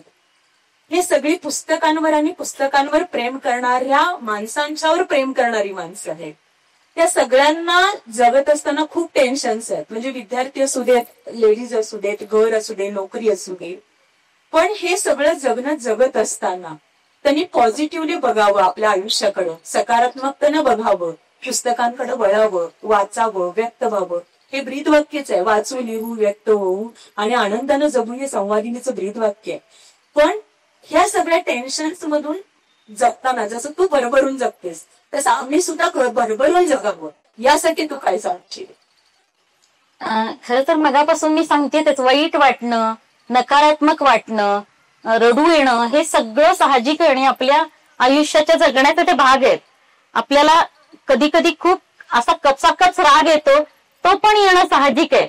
पण सततच राग येत राहिला, सततच वाईट वाटत राहिलं, सततच दुःखात राहिलो तर मात्र वाईट आहे. कधीतरीलाच काहीतरी अर्थ असू शकतो, कारण गोष्टी बदलत राहतात. तर मला असं वाटतं की आयुष्यात जगण्यासारखं, छान वाटण्यासारख्या पुष्कळ गोष्टी आहेत. फक्त खूप बाहेरच्या गोष्टींनाच आपण महत्व दिलं ना, म्हणजे तुलना ही गोष्ट तुमचा आनंद कमी करते. तुलना ही गोष्ट तुम्ही जे कोणी आहात त्याबद्दलचा कॉन्फिडन्स कमी करते. तर आपण प्रत्येक जण वेगळे वेगळे, आपण जसे कोणी आहे. पण जर खरंच सुंदर पुस्तकं उपलब्ध आहेत, पुस्तकं वाचायला फार आवडत नसतील, कमी आवडत असतील, तर सुंदर सिनेमे हे सुद्धा दृश्य पुस्तकच आहे. माणसं आपले अनुभव घेऊन आपल्या समोर उभी असतात तेव्हा ती न छापलेलं पुस्तकच असतात. तर आपण एकमेकांशी बोललं पाहिजे.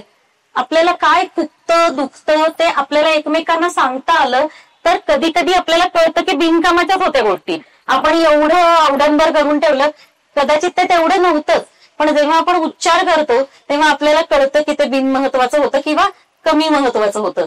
तर त्यामुळे मला वाटतं की आपल्याला बोलण्याची शक्ती जर आहे आपल्याकडे, तर कौशल्यानं ती वापरत एकमेकांशी बोलून आपल्या सगळ्याच नकारात्मक गोष्टींचा ढग आपण घालवू शकतो. आणि मुख्य म्हणजे कधी कधी फक्त बोलण्यालाच नाही, कधी कधी अशा शांत जागी नुकतंच येऊन बसण्यानं, एखादं त्यावेळी जर आपण तडतडलेलो किंवा दुःखी असू तर निराळं एखादं सुंदर गाणं ऐकण्यानं आपल्याला फरक पडू शकतो. फक्त त्या गोष्टी हेच मला आवडतं हा ठेका जरा अवघड आहे.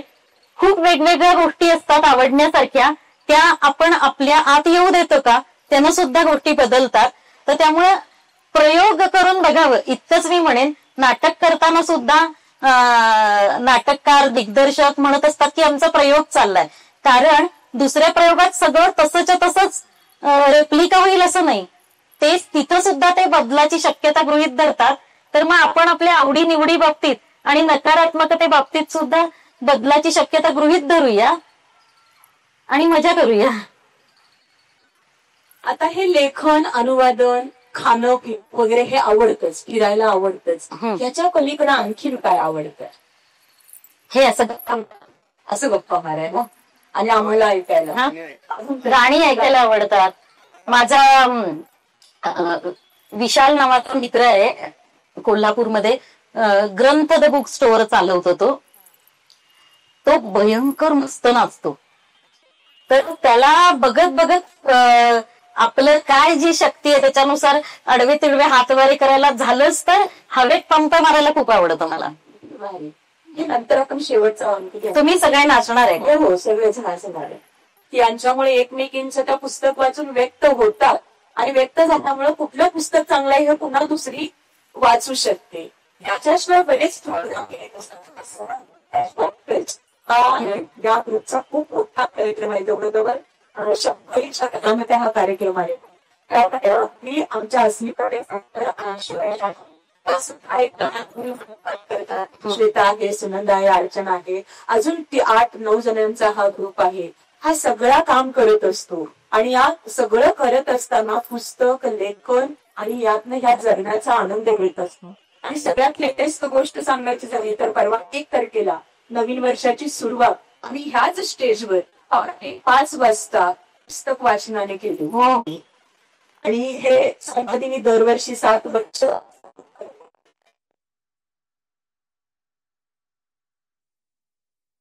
पुस्तक वाचन, एकही शब्द न बोलता जवळजवळ 2-2.5 तास तिथं पूर्ण लख उजाडूपर्यंत बसलेले असतात. आणि ही नवीन वर्षाची सुरुवात सूर्योदय इथूनच बघतो.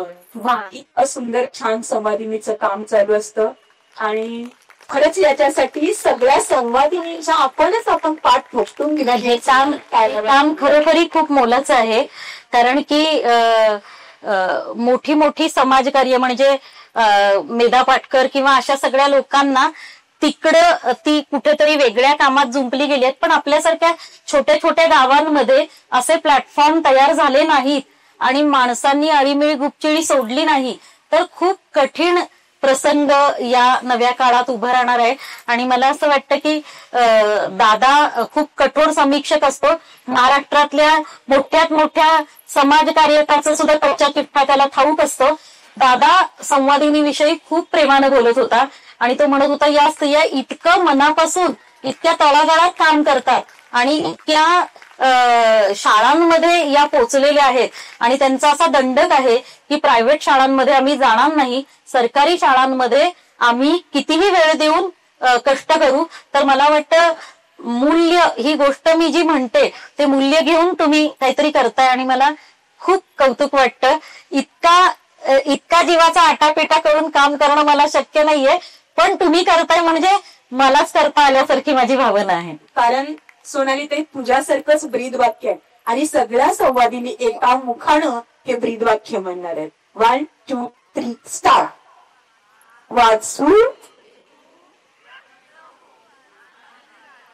जगत राहू, वाचू व्यक्त होऊ, आनंदाने जगत राहू आणि आनंदाचा हा जगता एक मोठा समुद्र आज या व्हॅलेंटाईन डेच्या दिवशी आपल्या समोर रिता झालेला आहे. हा प्रेरणादायी प्रवास या लेकरांना सुद्धा उपयोगी ठरणार आहे. आपण एवढी क्षुल्लक गोष्ट, एखादी अडचण आपण मोठा अडथळा समजून आपण तिथं थांबलेला असतो, पण मोठमोठ्या पुढे पार करत आपण इथपर्यंत पोहोचणं हे सगळ्यात महत्वाचं आहे. आणि हे आपल्याला आज टॉनिक आहे, जे पहिलं पुस्तक जे लालाचं आहे त्या पद्धतीनं. आणि मगाशी म्हणजे सोनाली ताई नाही कालीच कल्याणी ताई आणलेला आहे. सदादादांचा आभार मानता येते कारण ते आमचेच आहेत, त्यामुळे काही विषय नाहीये.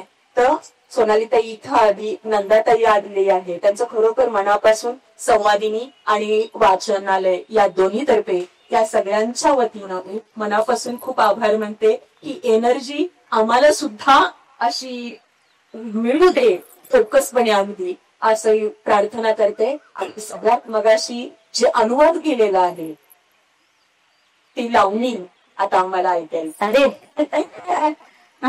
सगळ्यांनी आपण टाळ्यांनी छानपैकी साथ द्यायचंय. आणि तिथल्या तिथं अंग हलवायला परवानगी सोनालीनेच दिलेली आहे, त्यामुळे अंग हलवलं तरी चालते. आता ती लावणी आहे ना, त्याच्या मागे त्याला एनर्जी येण्याकरता ते बडवलेलं असतं जोरात. हा, ढोलक ते इथं नाहीये. हा, पण आता तुम्ही ते नाही ते आता तुम्ही समजून घ्या की ते मागून येतंय, त्यामुळे माझी एनर्जी कमी लागली तरी ती जास्तच आहे, बूस्टर आहे असं तुम्ही समजून घ्या. आणि मी गाणारी नाही हे आधीच मान्य करा. हौसेनं आपलं काही पण म्हणते. एकलीच मी नसे सोबती मनातही हुर हुर कुणीतरी याव कवेत घ्याव धड धड करतय उर. हवे मधी गारिवा मदनाचा वणवा, हवे मधी गारिवा मदनाचा वणवा, लागली कळीला ओढ भुंग्याची, लागली कळीला ओढ भुंग्याची.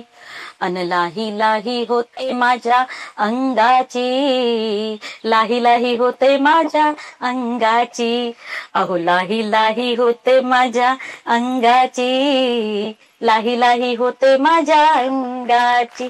हवे मधी गारिवा मदनाचा वणवा, हवे मधी गारिवा मदनाचा वणवा, लागली कळीला ओढ भुंग्याची, लागली कळीला ओढ भुंग्याची. अन लाही लाही होते माझ्या अंगाची, लाही लाही होते माझ्या अंगाची.